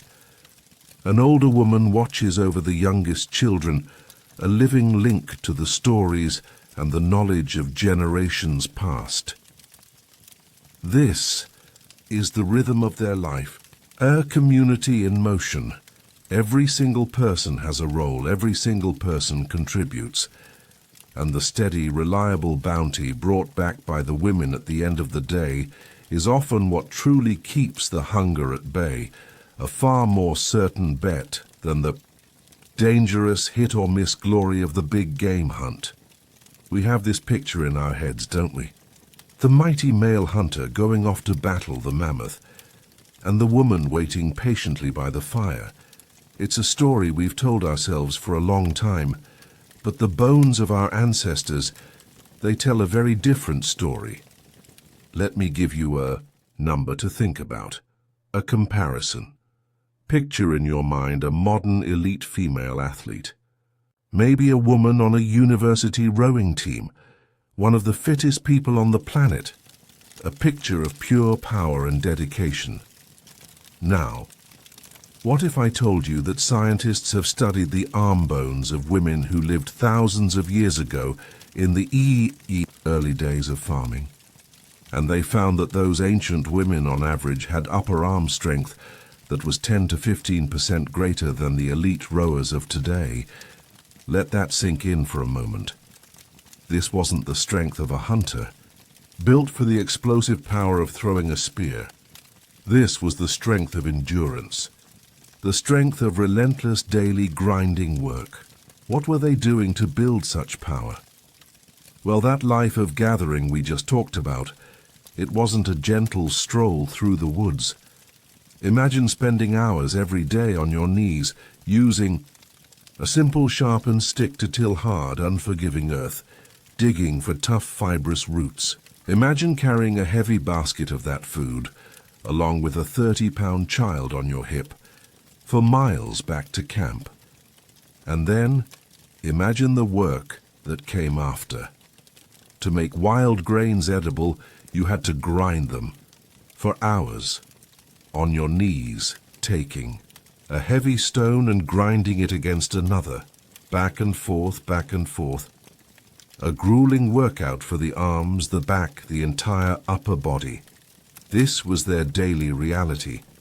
They were the original millers, the original bakers, the original farmers long before we gave those jobs names. They were quite simply powerhouses. Their bodies were perfectly adapted and strengthened by a life of profound physical labor. So we have to adjust our picture, don't we? The men went on the dangerous, high-risk, high-reward hunts. It was a vital contribution, full of glory and story. But the women were the steady, powerful engine at the heart of the community. Their tireless daily work provided the foundational calories, the reliable nutrition that kept the clan alive through lean times. Their strength wasn't for show. It wasn't for a single glorious moment of triumph. It was the quiet, constant, incredible strength of survival. And it was a strength guided by a wisdom that was just as impressive. That incredible strength of the prehistoric woman was guided by a wisdom that was in its own way even more powerful. We use the word gathering to describe their work, but that word is too small. It sounds passive, like you're just walking along and happen to find a berry. It doesn't do justice to the sheer amount of knowledge required. This was not luck. This was science. These women were the world's first botanists, its first pharmacists, its first ecologists. Imagine the encyclopedia they had to carry, not on a bookshelf, but in their own minds. An encyclopedia passed down from mother to daughter for 1,000 generations. In its pages were hundreds of plants. They knew not just which ones were edible, but which part of the plant was edible. The root of this one, but only in the spring. The leaves of that one, but they must be boiled first. The berries of this other one, but only after they turned from red to black. They were pharmacists. They knew which willow bark could be chewed to ease a headache. They knew which broad leaf, when mashed into a poultice, could soothe a burn or draw out the poison from an insect bite. They knew which herbs, when steeped in hot water, could calm a feverish child. This was a pharmacy stocked by the forest and the field, and its secrets were a matter of life and death. They understood the web of life around them. They knew that a certain kind of mushroom only grew at the base of a certain kind of tree. They knew to follow the bees back to their hive to find precious honey. They knew to leave a few tubers in the ground when they were digging, ensuring that the plant would grow back for them the following year. It was the earliest form of sustainable farming, and this knowledge was won at a great cost. For every plant they knew was safe, there must have been a time long ago when a cousin or an ancestor tasted a similar-looking one that was not. This vast mental library was written with the ink of trial and error, and sometimes of tragedy, and so this knowledge was the most sacred thing they possessed. It was passed down with the utmost care, a mother walking with her daughter, pointing. See this leaf, the way it has 3 parts? This one is a trickster. Never touch it. But this one with the fuzzy stem, this one is a friend. Remember its face. This was the curriculum of their school, the foundation of their culture. It was a wisdom of the earth, a wisdom that nourished and healed and sustained their people for an age, and it was just as vital as any hunter's spear. That great library of knowledge carried in the minds of the women was passed down through a quiet, hands-on education, and the same was true for all the other skills a child needed to learn. There were no classrooms. The world was the school, and every adult was a teacher. Let's watch a lesson taking place right now by the afternoon fire. A father and his young son, maybe 7 or 8 years old, are sitting side by side. The father is a master at making stone tools. His hands, scarred and strong, move with a sureness that comes from 1,000 hours of practice. He holds a core stone of good, workable, flint in one hand and a smooth, heavy hammerstone in the other. The son watches, his eyes wide with concentration, trying to absorb every detail. The father tilts the core stone just so. He finds the perfect angle. Then a quick, sharp flick of the wrist. Clack! A perfect, long, sharp-edged flake falls away. From the core, he has made it look effortless. He hands the stones to his son. The boy takes them. The hammerstone feels too heavy in his small hand. The core stone is cool and awkward. He tries to mimic his father's movement. He strikes. Thud. A dull, unsatisfying sound. A tiny, useless chip of flint breaks off. The father doesn't scold. He simply places his large hand over his son's, adjusting the boy's grip, tilting his wrist. He doesn't speak. He guides. The boy tries again. Thud. And again. Thud. Frustration clouds his young face. And then he takes a breath. He remembers the sound his father made. He pictures the angle in his mind. He swings, clack. The sound is different. It's clean. It's right. A flake, not as perfect as his father's, but sharp and useful, falls onto the ground. A slow grin spreads across the boy's face. He looks up at his father, who gives him a slow, approving nod. In that single moment, a connection is made. A skill is passed. A tradition is continued. This is how you learned. Not from words, but from watching, from feeling, from the memory in your muscles, the weight of the stone, the sting of a poorly aimed strike, the deep satisfaction of a clean one. You learned that some stones were friends and others were stubborn. You learned patience, you learned focus, and when the lesson was over, when his hands were tired and his mind was full, the boy would run off. He would go and find his friends. And their own kind of learning, their own kind of practice for the life ahead of them would begin. They would begin to play. That young boy runs off, his new sharp flake of flint held like a treasure. And he joins a world that is universal to all times and all places, the world of children's play. But his games were very different from the ones we might see today. There were no glowing screens, there were no plastic toys with batteries, and instructions. Their playground was the wilderness itself, and their toys were the sticks and stones and mud around them. And every single game they played, whether they knew it or not, was a lesson. Let's imagine some of them. Contrast the key video games of today with a game of Hunt the Lizard. A group of small boys, armed with miniature spears, nothing more than straight, sharpened sticks, stalking a quick, darting lizard as it suns itself on a rock. It's a game of immense fun and competition, but it's also practice. It is training. The eye to see movement, training the arm to throw true, training the body to be still and patient. Instead of a board game, they played Reading the Dirt. An older child would point to a set of tracks in the mud by the river, a deer. How long ago did it pass? Was it running or walking? Was it alone? It was a game of observation, of reading the subtle story that the earth was always telling, and think of the simple game of hide and seek. For these children, it was more than a game, it was a lesson in life and death, learning to find the best hiding spot, to use the shadows and the foliage to become invisible, learning to stay perfectly, still and silent even when your heart is pounding.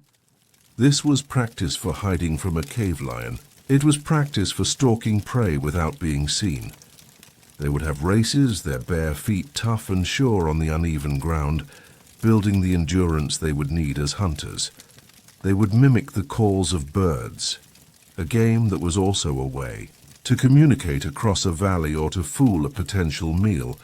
They were playing, they were laughing, they were being children. But every game was forging them into the adults they needed to become. Their fun was a rehearsal for survival. It was a school where the only subjects were the lessons of the real world. And it was. A world that did not forgive mistakes easily. A fall from a tree during a game, a moment of carelessness by the river. It could have consequences far more serious than a scraped knee.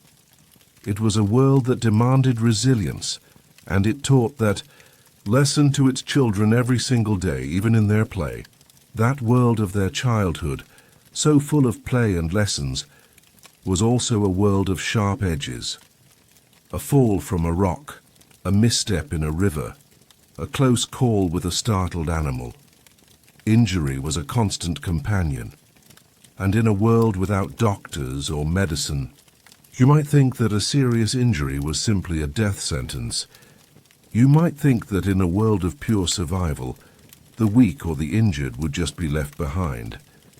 But the bones of our ancestors tell us a different story, a story of surprising tenderness.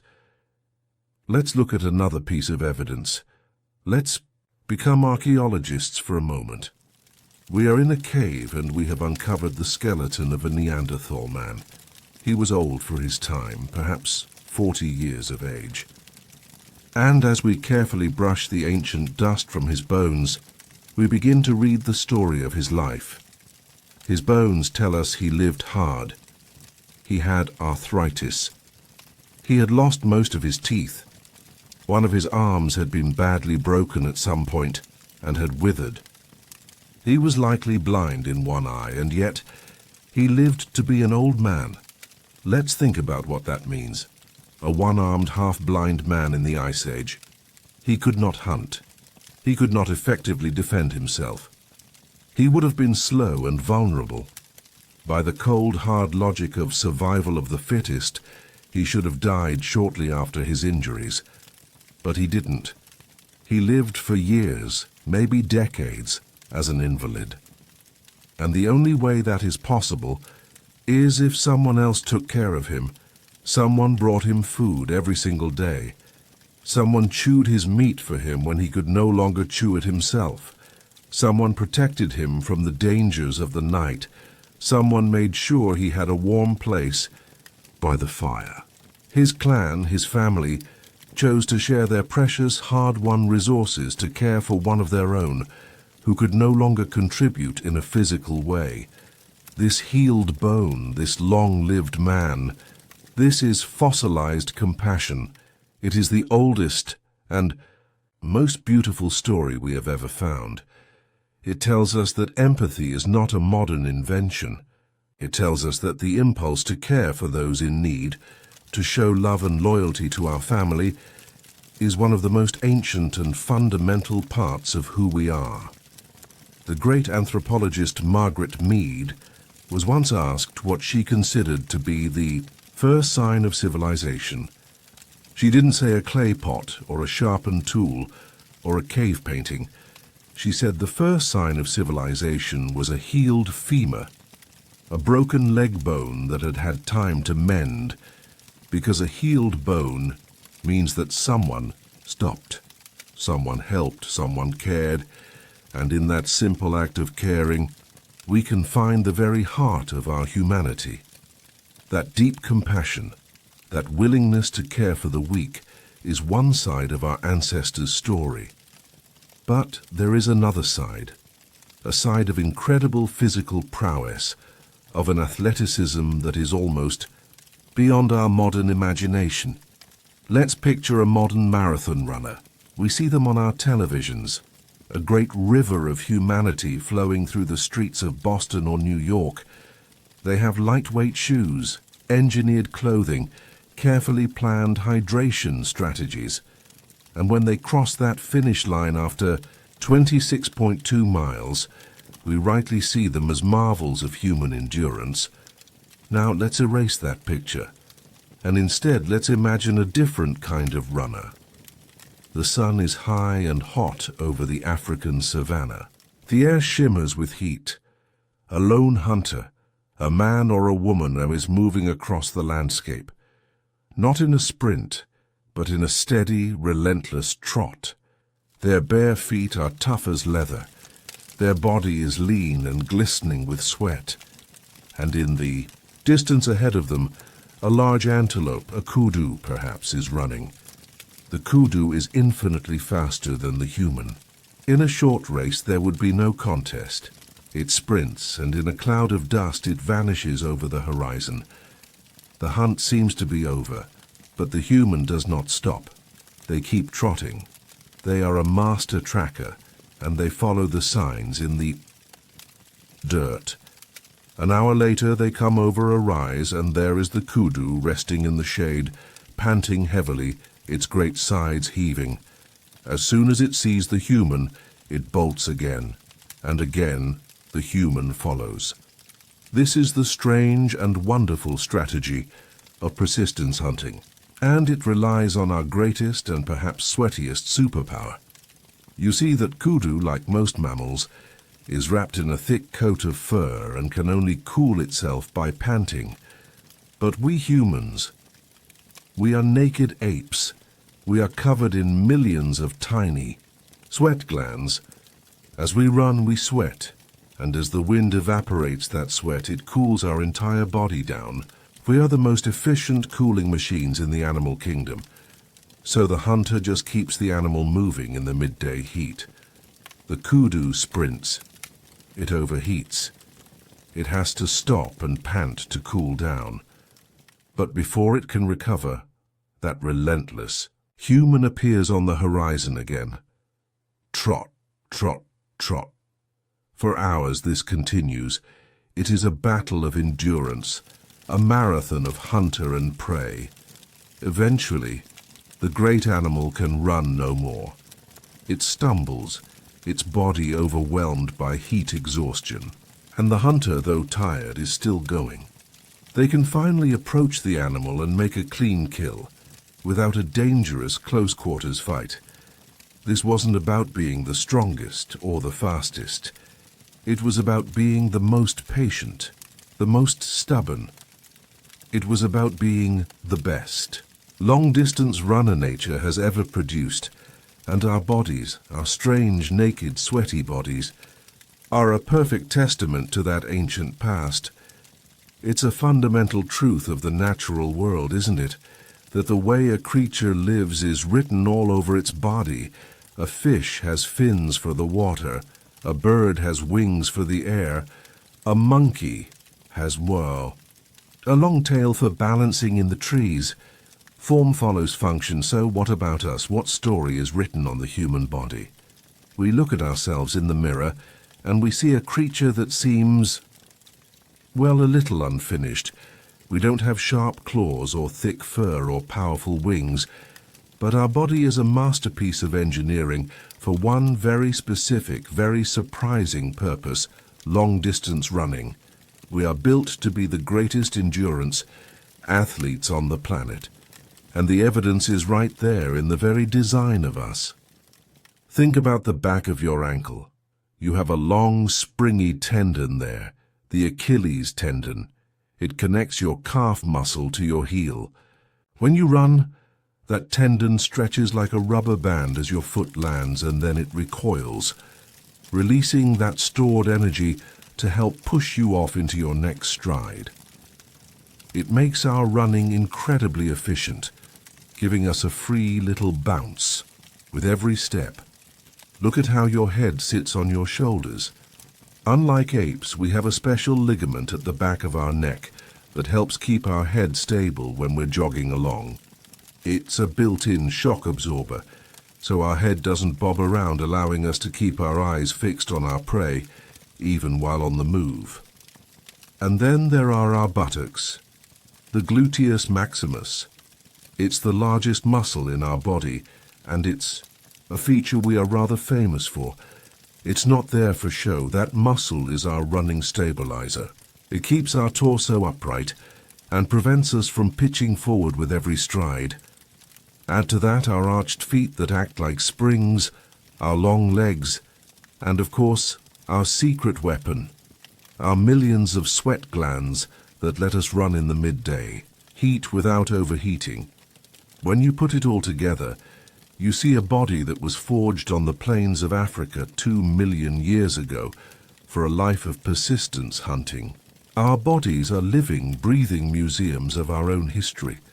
Every time you go for a jog, every time you feel the easy, rhythmic bounce in your step, you are using the ancient gifts that our ancestors passed down to us.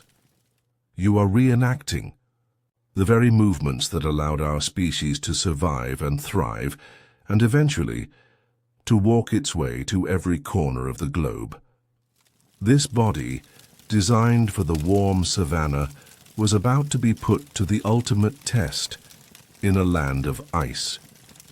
That body, built for endurance, had carried our species across all of Africa, Europe, and Asia. And now it stood at the edge of the world, in the far, frozen northeast of Siberia. Before them lay a churning, icy sea. The journey, it seemed, was over. But the world had one more secret, one more hidden path to reveal. I want you to do something with me.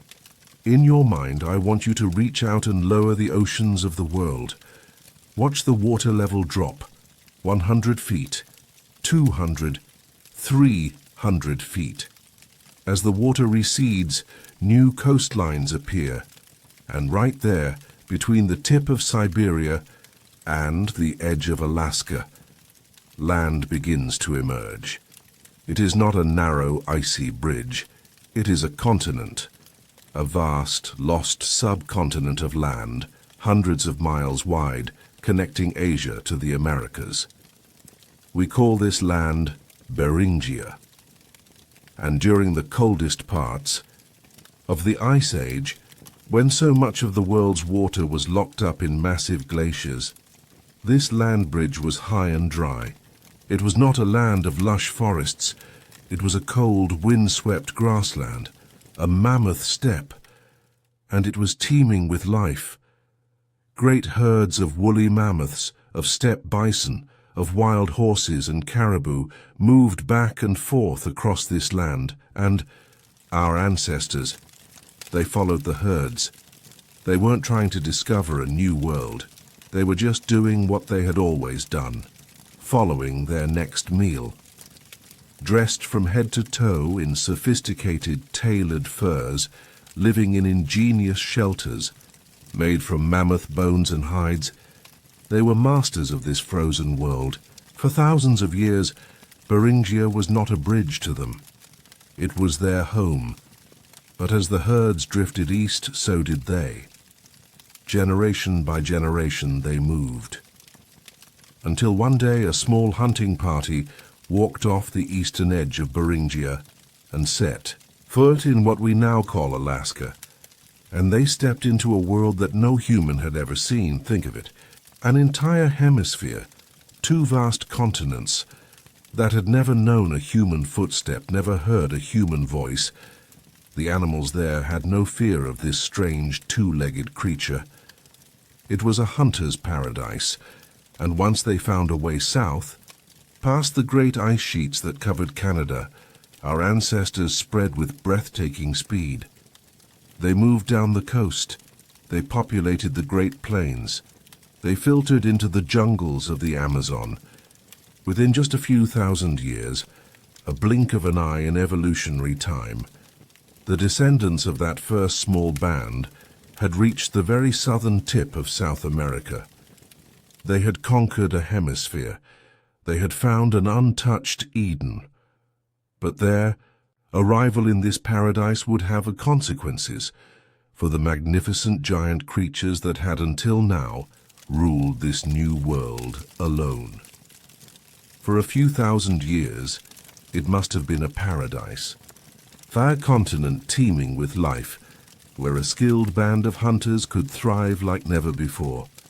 But if we stand on our mountaintop of time and look forward just a little bit, a strange and sudden quiet begins to fall over this new world. It is the silence of absence. It is the silence where the thunder of 1,000,000 bison hooves used to shake the plains. The silence where the great woolly mammoths once trumpeted in the frozen north. The silence where the giant ground sloth leisurely ripped branches from trees. One by one they vanish. The mastodons and the mammoths, the saber-toothed cats and the giant bears, the native horses and camels of the Americas. Within a few short millennia after the arrival of humans, more than 2/3 of North America's large animal species disappear from the face of the earth. Forever. And so we must ask the great haunting question, what happened? There are two main stories that scientists tell. The first is a story of climate. The world was changing rapidly. The Great Ice Age was ending. The glaciers were retreating. The temperatures were rising. And the forests and grasslands that these giants depended on were shifting and changing faster than they could adapt. Perhaps, this story goes, they were simply victims of a world that changed too quickly for them. But there is another story. A story that is harder to hear. Because wherever archaeologists look, they find two things together: the bones of these extinct giants and the beautifully crafted spear points of our ancestors. We were masterful hunters, and these great animals, who had never known a predator as clever and relentless as this new human, were tragically easy targets. Perhaps they simply could not withstand the pressure of this new, incredibly efficient hunter on the landscape. So what is the truth? Was it the climate, or was it us? Like most things in this life, the answer is probably not so simple. It was likely a combination of both. A tragic 1-2 punch. The changing world put these magnificent creatures under a terrible stress. And then we arrived, and perhaps we delivered the final fatal blow. It's the first time in our long story where we have to consider a difficult possibility. The possibility that our own success came at a terrible cost, and as this great silence was falling over the plains of the new world, another, more intimate silence was beginning to fall. Back in the old world, as the last mammoths were taking their final breaths in North America, our closest human cousins were taking their final breaths in the valleys of Europe. Let us return now to the old world, back to the wind-swept valleys of Ice Age Europe, the homeland of the Neanderthals. For hundreds of thousands of years, they were the undisputed masters here. But the world is changing. The newcomers, our own ancestors, are spreading throughout the continent, and a long, slow twilight begins to fall on our cousins. This was not a sudden event. It was not a great single war that wiped them from the earth. It was a slow fading, a quiet retreat, a story that happened over 10,000 years. Imagine a Neanderthal clan traveling to their traditional summer hunting grounds by the river, a place their people have come to for generations. But this year, when they arrive, they see the smoke of other campfires. The tall, thin people are already there. There are many of them. The Neanderthals, perhaps outnumbered, do not fight. They simply turn and retreat deeper into the mountains. to less familiar, less bountiful lands. Imagine the nights growing colder, the fires that were once scattered across the landscape, marking the camps of a dozen different Neanderthal clans, are now fewer. The valleys are quieter. The ancient hunting trails are walked less often. What was happening? Why did these incredibly resilient, intelligent people begin to fade away? There is no single, simple answer. It was, like the end of the giants in America, a perfect storm of pressures. The climate was still in turmoil, swinging back and forth, making life hard and unpredictable. And the newcomers, our ancestors, were relentlessly adaptable. Their larger social networks, their ability to trade information and resources over long distances, gave them a tremendous advantage. They were likely more efficient at getting food from the land, leaving less for their Neanderthal neighbors. And perhaps the Neanderthals were just too few. They had always lived in small, isolated populations. Their genetic diversity was low. When one group died out from disease or a bad winter, there wasn't always another group nearby to take its place. Their numbers, always small, began to dwindle. And of course there was the story we found in our DNA. They were not just being replaced, they were also being absorbed. A small stream flowing into a much, much larger river.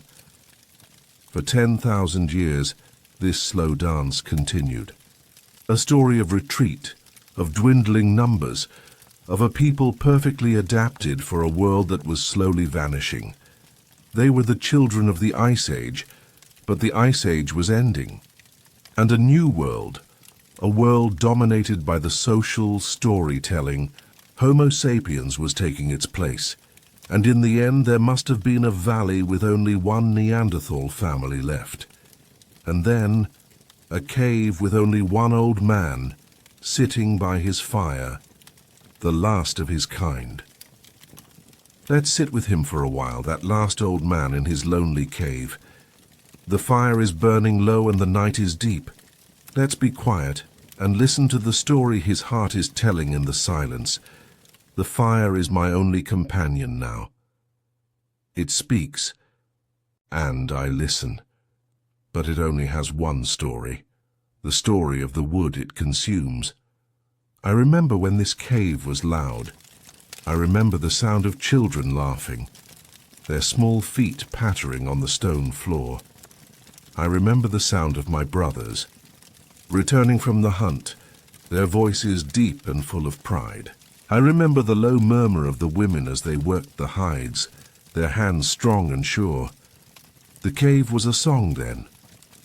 Now, it is only the whisper of the fire and the beating of my own tired heart. I look at my hands. They are old. The great strength is gone, but they remember. They remember the feel of a perfect flint core. They remember the heft of a heavy spear. They remember the warmth of my mate's hand in mine. Her face, sometimes I see it in the dancing flames. But it fades like smoke. The tall ones, the new people, their fires now burn in all the good valleys. I see their smoke during the day. I see their many lights in the night. They move like water. They flow into every empty space and fill it. Their magic is different from ours. Our magic was in the stone, in our strength, in our knowledge of the ice and the herds. We were a part of this world. We were as strong and as stubborn as the mountains. Their magic is in their numbers and in their endless talk. They talk and talk, weaving stories in the air, connecting their clans across distances I cannot imagine. Their world is made of words. Our world was made of things you could touch. I do not understand how a world made of words could be stronger than a world made of stone. But it was. The spirits of the great beasts are quiet now. The mammoth is gone. The cave lion is gone, and my people are gone. I am the last one who remembers the old stories, the old ways. When my fire goes out, the story of my people goes out with it. The cold is deeper this year, or maybe it is just the cold inside my own bones. I will sleep soon, the long sleep. Perhaps in that sleep, I will hear the songs of my clan once more.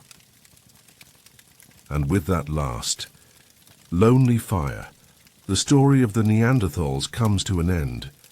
It's a sad story to tell.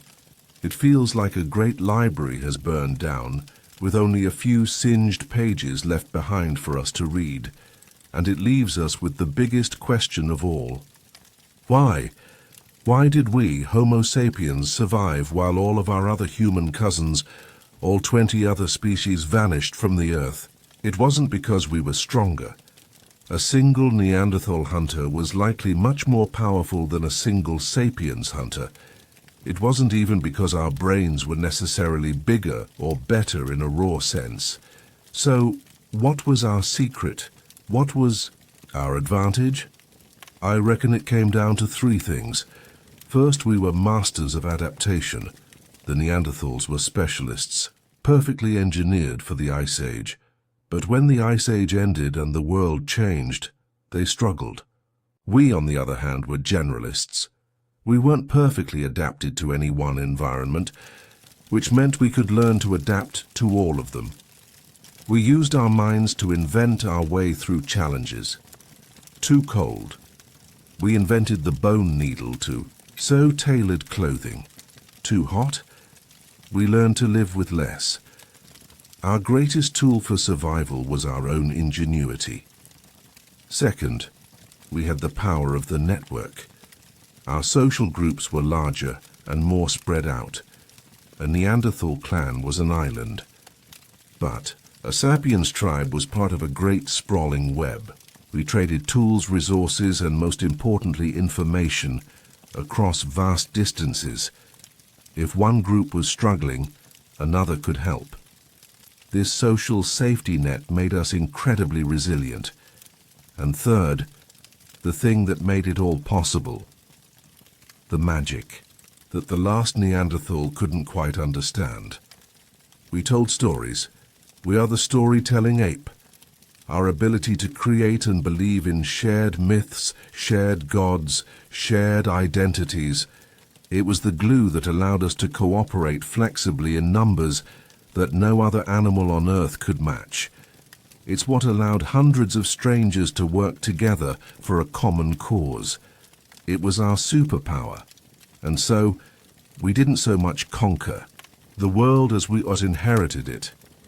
We out-adapted, out-cooperated, and out-communicated everyone else.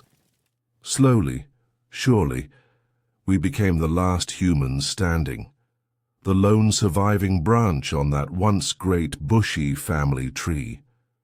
And we began to remake the world in our own image, a world held together not by stone or by ice, but by the power of a shared story.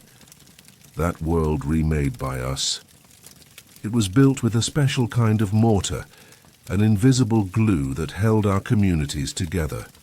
To understand it, let's think about how other animal groups work. A wolf pack is held together by personal relationships. The alpha knows every member of the pack. They hunt together, they sleep together, they know each other's scent and sound and personality. But there's a limit to that. You can only personally know so many individuals. That's why a wolf pack or a chimpanzee troop rarely gets larger than a few dozen. The personal glue just isn't strong enough to hold anymore. For a long time, our own ancestors were the same. A Neanderthal clan was a family, bound by blood and direct daily contact.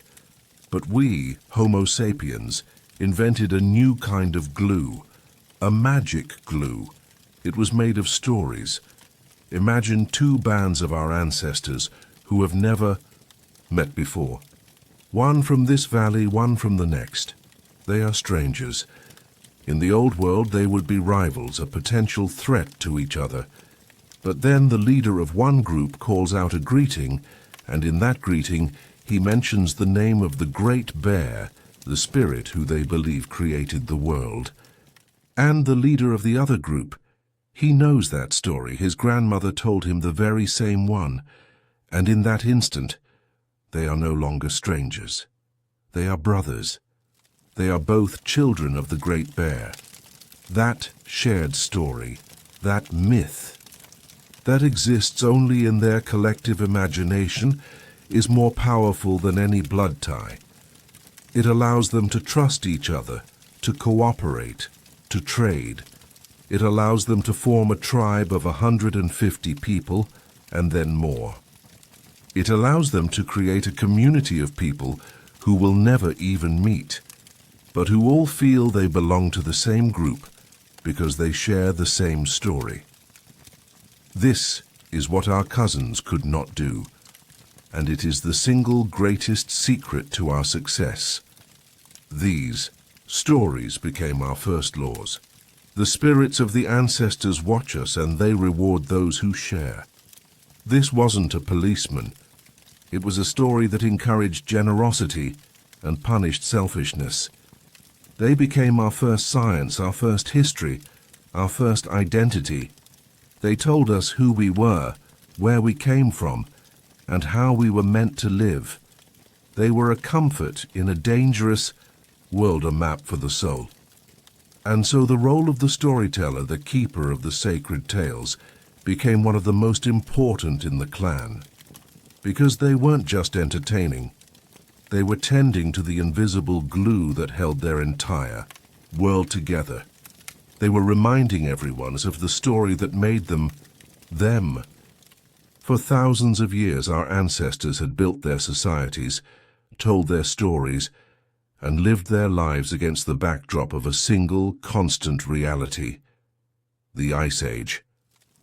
The cold was a fact of life, as certain as the rising of the sun. But now the world itself was beginning to change its mind. It didn't happen all at once. It began as a series of whispers, a winter that was still brutal, but perhaps a few weeks shorter than the last. A spring thaw that came a little earlier, went a little deeper. A new kind of bird, never seen before, appearing in the summer sky. A new kind of flower pushing up through the damp earth. Then the whispers grew into a roar. The great ice sheets that had covered half of Europe and North America, these mountains of frozen time, they began to groan. They began to crack, and then they began to melt. Imagine the sound. The thunder of a city-sized block of ice breaking off a glacier and crashing into the sea. The constant deafening roar of 1,000,000 new rivers being born, carrying milky, silt-filled water from the dying ice sheets to the rising oceans. The world, which had been silent and frozen for so long, was now filled with the sound of its own great thawing. The coastlines that our ancestors had known for generations, they vanished. The sea, fed by the melting ice, rose by hundreds of feet, swallowing whole landscapes. The land bridge that connected Britain to Europe disappeared beneath the waves. The great plains where the mammoths roamed became dense, impassable forests. The world was being reborn in water and mud. And for the people who had mastered the old world of ice, this was a catastrophe. The great herds of mammoth, of woolly rhino, of steppe bison, their world was vanishing. The cold, dry grasslands they depended on were being replaced by wet, boggy forests, and so they began to disappear, their numbers dwindling, their time on Earth coming to an end. For the human hunters who had built their entire culture around these magnificent beasts, it was a time of crisis. The old ways were no longer working. The old stories about the mammoth hunt no longer applied. The world had broken its contract with them. They were standing at a great crossroads, with the past melting away behind them and a strange, new, uncertain future ahead. They had to find a new way to live, they had to find a new story. And they would find it in one of the humblest, most overlooked parts of this new world, a simple patch of wild grass waving in the warm, wet wind. I was a single grain of wild wheat, clinging to my stalk on a sun-drenched hillside. My world was the wind and the sky. My purpose was simple: to ripen, to fall, and to sleep in the earth until the spring rains woke me up again. It was a life of patience, a life I had lived 1,000 times before. Then one day the great hands came. They belonged to a woman of the human clan. She moved through our field, her hands sweeping and gathering, her basket filling with my brothers and sisters. We were not what her people were used to. We were small, our seeds tiny compared to a juicy root or a handful of berries, but the great beasts were vanishing and the people were hungry. They were learning to see the world with new eyes, to find sustenance in new places. I was carried back to their camp, a jumble of warmth and smoke and strange sounds. I watched from the basket as the world bustled around me. I was destined for the grinding stones, to be crushed into a rough flour and mixed with water, to be baked on a hot rock into a simple, life-giving bread. A noble end, but my fate was different. As the woman emptied the basket, a few of us, a dozen or so grains, we spilled from her hand. We fell unnoticed to the ground into a patch of soft, disturbed earth near the edge of the camp. The ground where they threw their scraps and refuse. It was rich soil, and we were forgotten. We slept there through the cold nights. The rains came and softened our hard coats. The sun warmed the dark earth, and then, deep inside me, an ancient memory stirred, a command that is older than all the stories of humankind, the command to grow. A tiny white root pushed its way down into the dark, welcoming earth. A tender green shoot pushed its way up towards the light. I and my forgotten brothers and sisters had sprouted. We were growing, not on the wild hillside, but right here on the very doorstep of the humans. And one day the woman noticed.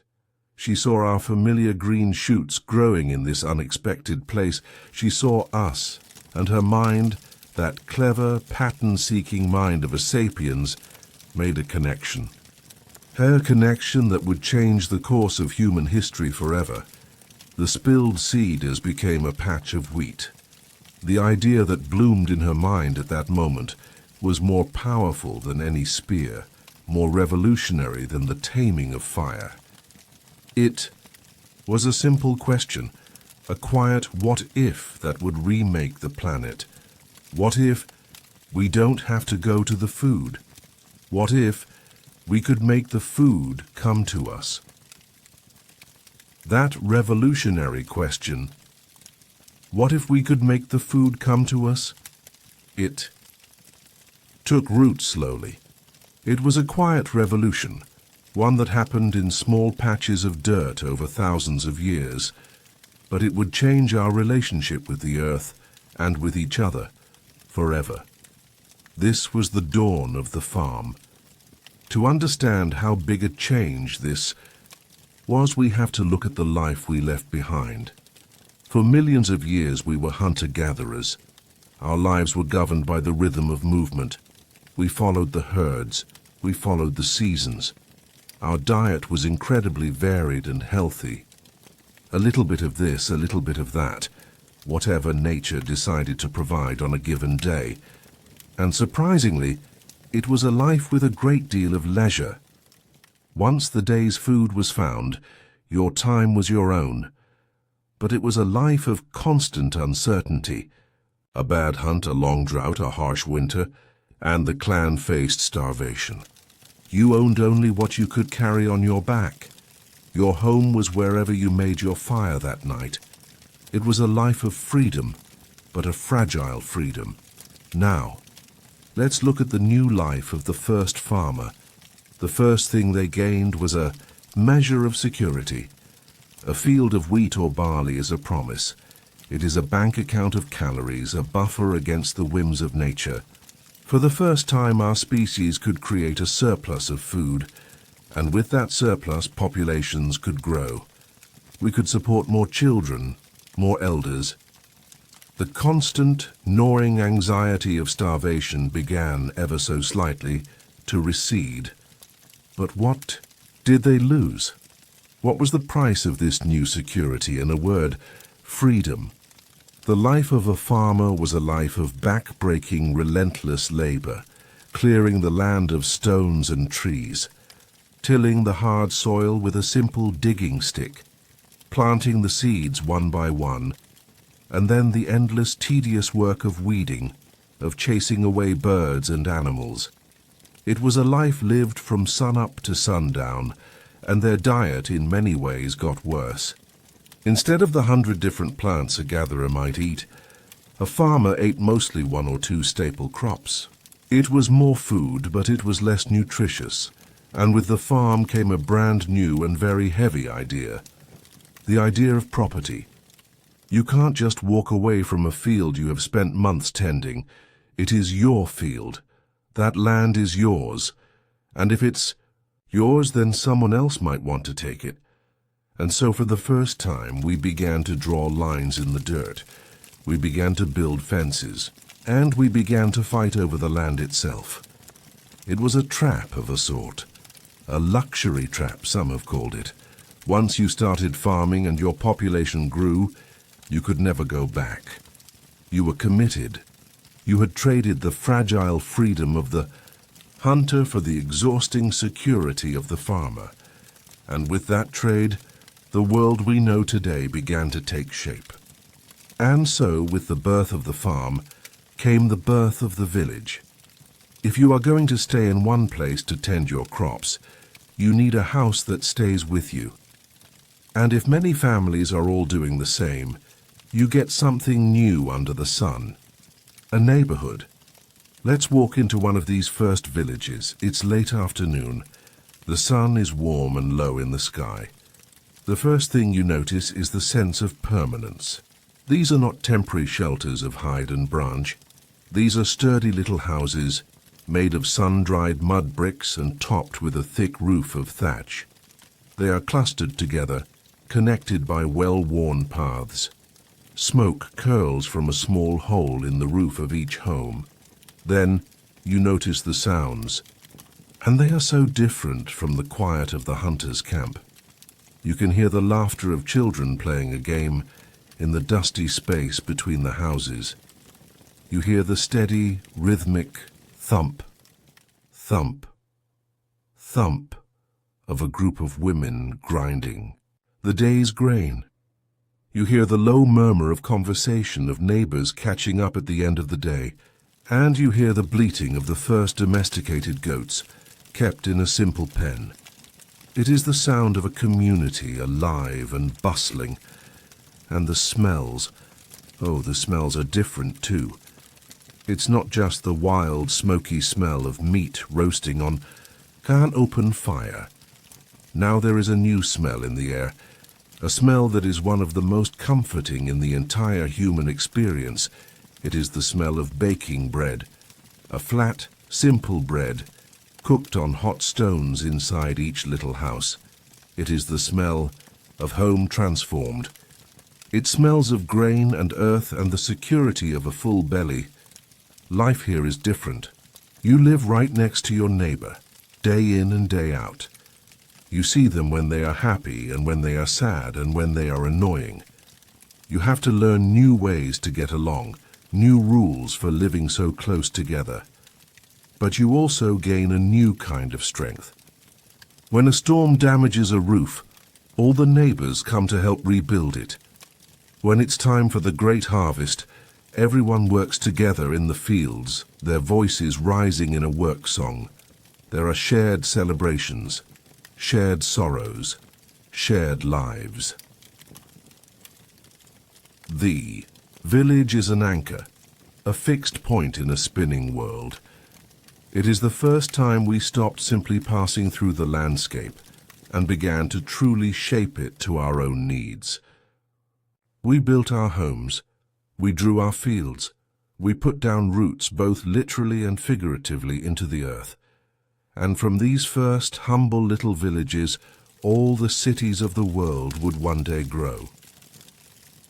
This new life in the village, with its fields and its fences, it presented a whole new set of problems to be solved by those clever human hands.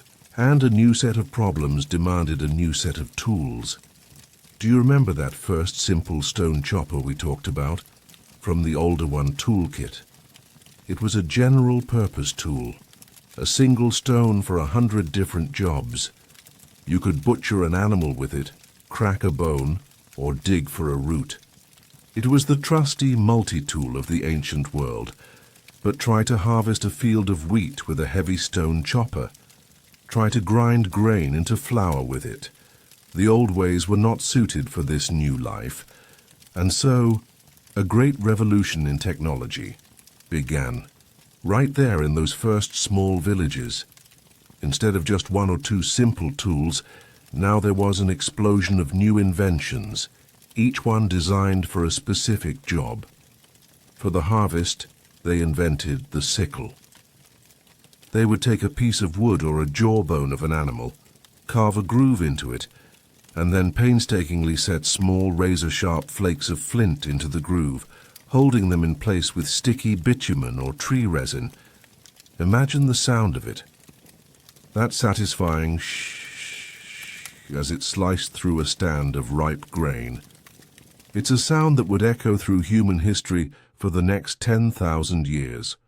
For processing the grain, they invented the mortar and pestle, a heavy stone hollowed out like a bowl, and another stone shaped to be held in the hand.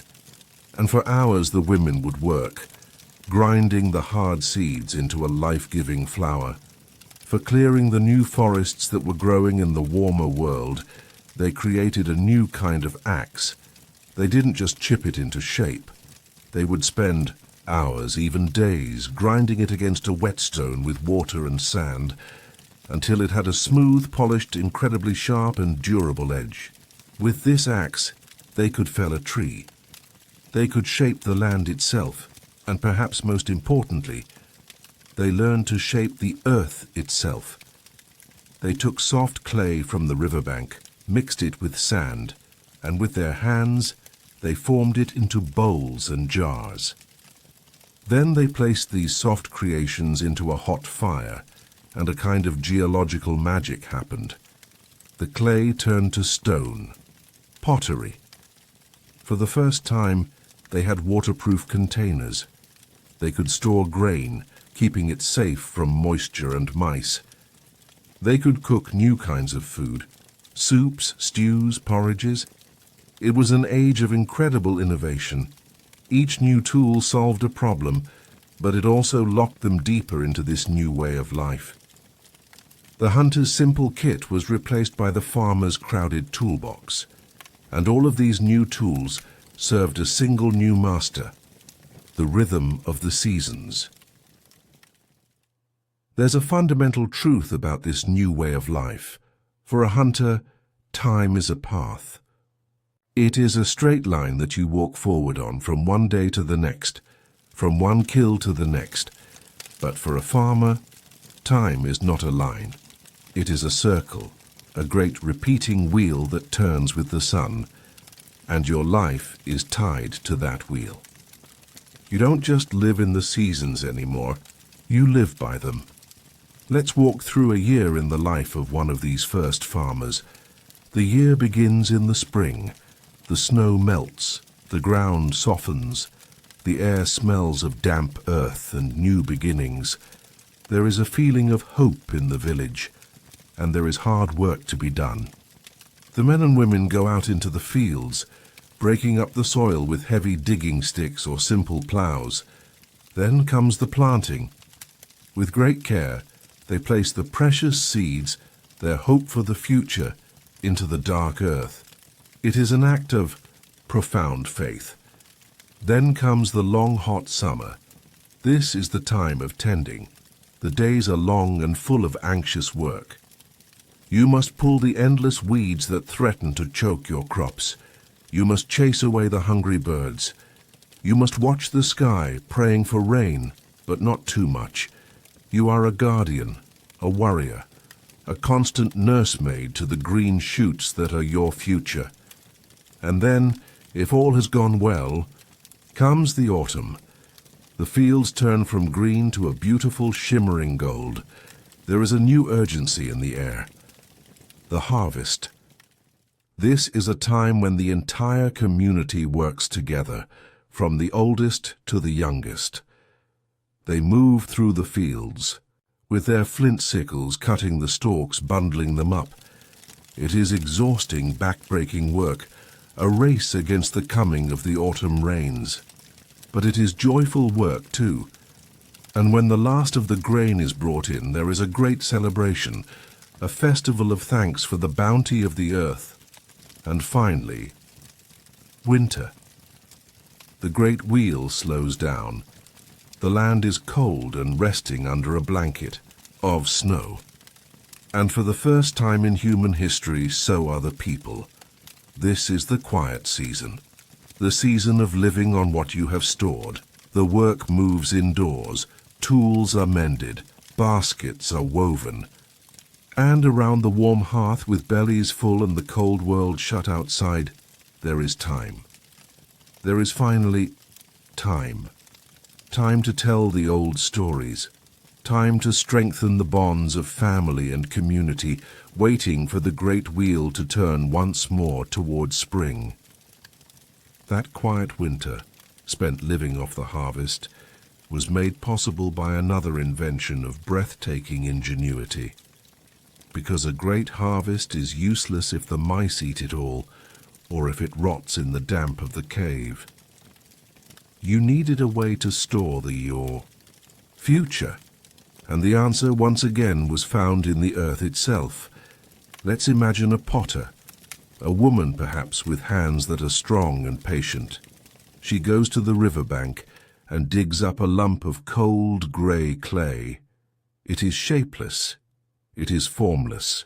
It is a piece of the world, without an inside or an outside. She brings it back to the village, and her work is like a small act of creation. It's like the making of a world in miniature. She takes the lump of clay, and with her thumb, she presses into its center. And in that moment, she creates a division. She creates an inside and an outside. She begins to pinch and pull the clay upwards, raising the walls. She is creating a boundary, a container. She is bringing order out of chaos. Her hands turn and smooth the clay, her mind seeing the finished shape, the elegant curve of a bowl, or the proud belly of a storage jar. When the shape is right, she sets it in the sun to dry. It becomes hard, but it is still fragile, still just dried mud. It holds its shape, but it fears the water. And then comes the true magic, the trial by fire. She places her soft, fragile creation into the heart of a roaring fire. It is a moment of great risk. The heat could crack it, shatter it back into dust. But if the fire is right, a profound transformation occurs. The heat changes the very nature of the clay. It rearranges its molecules. What went into the fire as mud comes out as stone. It is a kind of alchemy. It is permanent. It can now hold water. With this single invention, life is changed forever.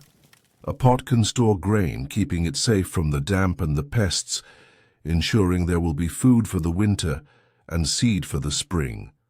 A pot can be placed over a fire to boil water, to cook new kinds of food.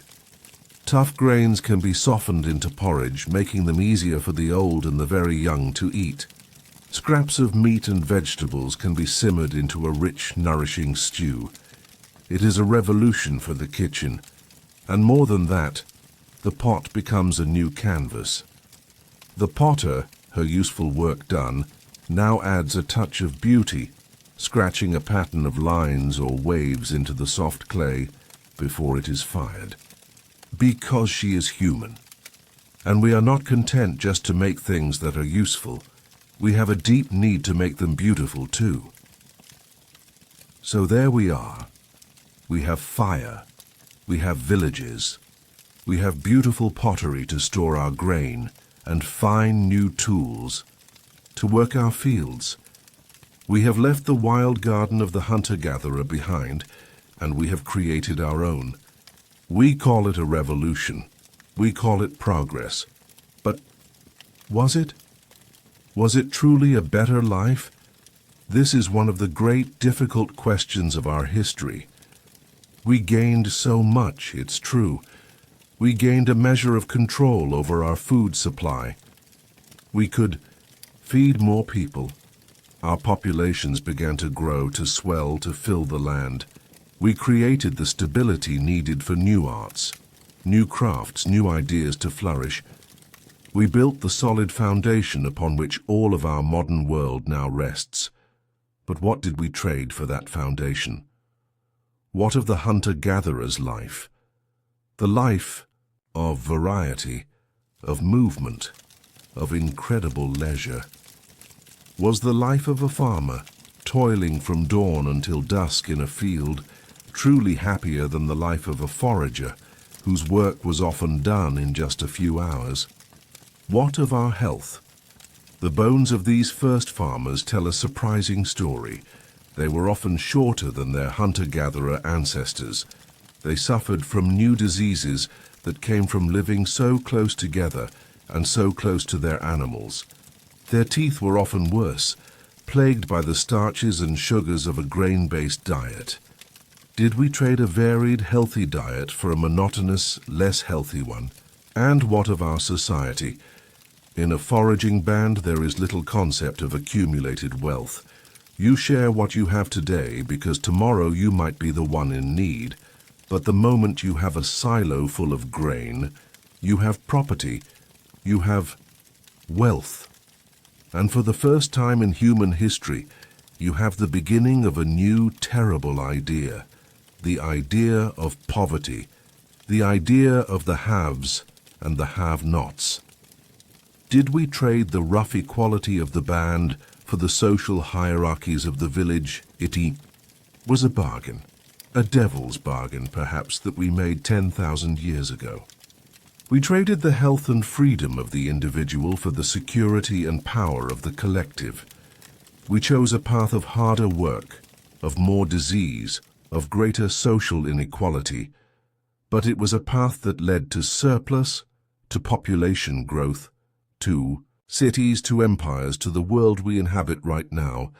There's no going back. The choice was made. But as you drift off to sleep tonight, it's a question worth holding gently in your mind. Was it a good trade?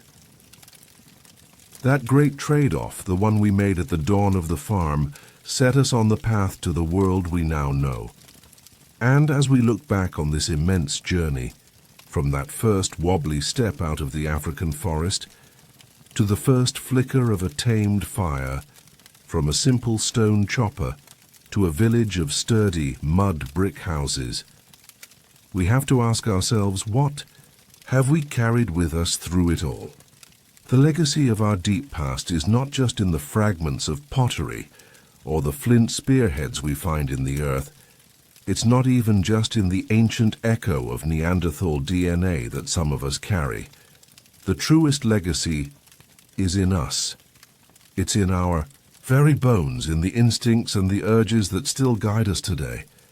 We carry the legacy of that restless curiosity, the desire to see what's on the other side of the mountain. It's the spirit that drove our ancestors out of Africa and across the entire globe. It's the same spirit that makes us want to travel to a new place, or read a new book, or simply ask the question, why? It is the unquenchable fire of the explorer. We carry the legacy of those clever hands, the deep human need to solve a problem by making something.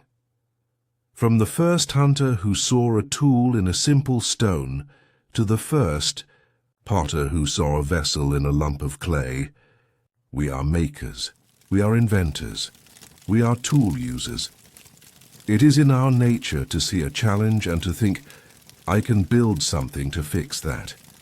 And most importantly, we carry the legacy of the tribe, the profound biological need for a community, for the warmth of the fire, for the safety of the group, for the comfort of a shared story. We are not meant to be solitary creatures. Our survival for 2 million years has depended on our ability to trust each other, to care for each other, and to work together. That feeling of belonging, it is one of our most ancient and powerful needs. Curiosity, creativity, community. These are the great heirlooms of our prehistoric past. They are the unbreakable threads that connect us directly to that first family huddled around a fire, or that first artist painting a bison on a cave wall. This entire story is not about them in some distant, dusty past. It has always been about us, and the proof of that journey can be seen in a single, simple act, repeated across an unimaginable gulf of time. The act of leaving a footprint. A footprint, a simple impression left in the earth. It is the most basic, most fleeting sign of our passing, and yet it tells the entire story. Let's travel back in time 3.6 million years ago to a place we now call Tanzania. Volcano has just erupted, blanketing the savanna in a soft grey layer of ash. A light rain begins to fall, turning the fresh ash into a fine, wet cement. And across this damp, waiting surface, two of our distant ancestors walk, an Australopithecus. The fossilized footprints they left behind are one of the most moving things I have ever seen. We can see that one was larger, one was smaller, perhaps an adult and a child. We can see their stride. They are walking side by side. They are not hunting. They are not fleeing. They are just walking. A moment of ordinary life, captured by a lucky accident of geology, a ghost of a walk preserved for millions of years. Hold that image in your mind. Two small, ape-like humans walking together across a wild African plain. Now, let's leap forward. Across 3.5 million years of our story. Across the stone tools, the fire, the cave paintings, the farms, the villages, the cities. Let's travel to a different landscape.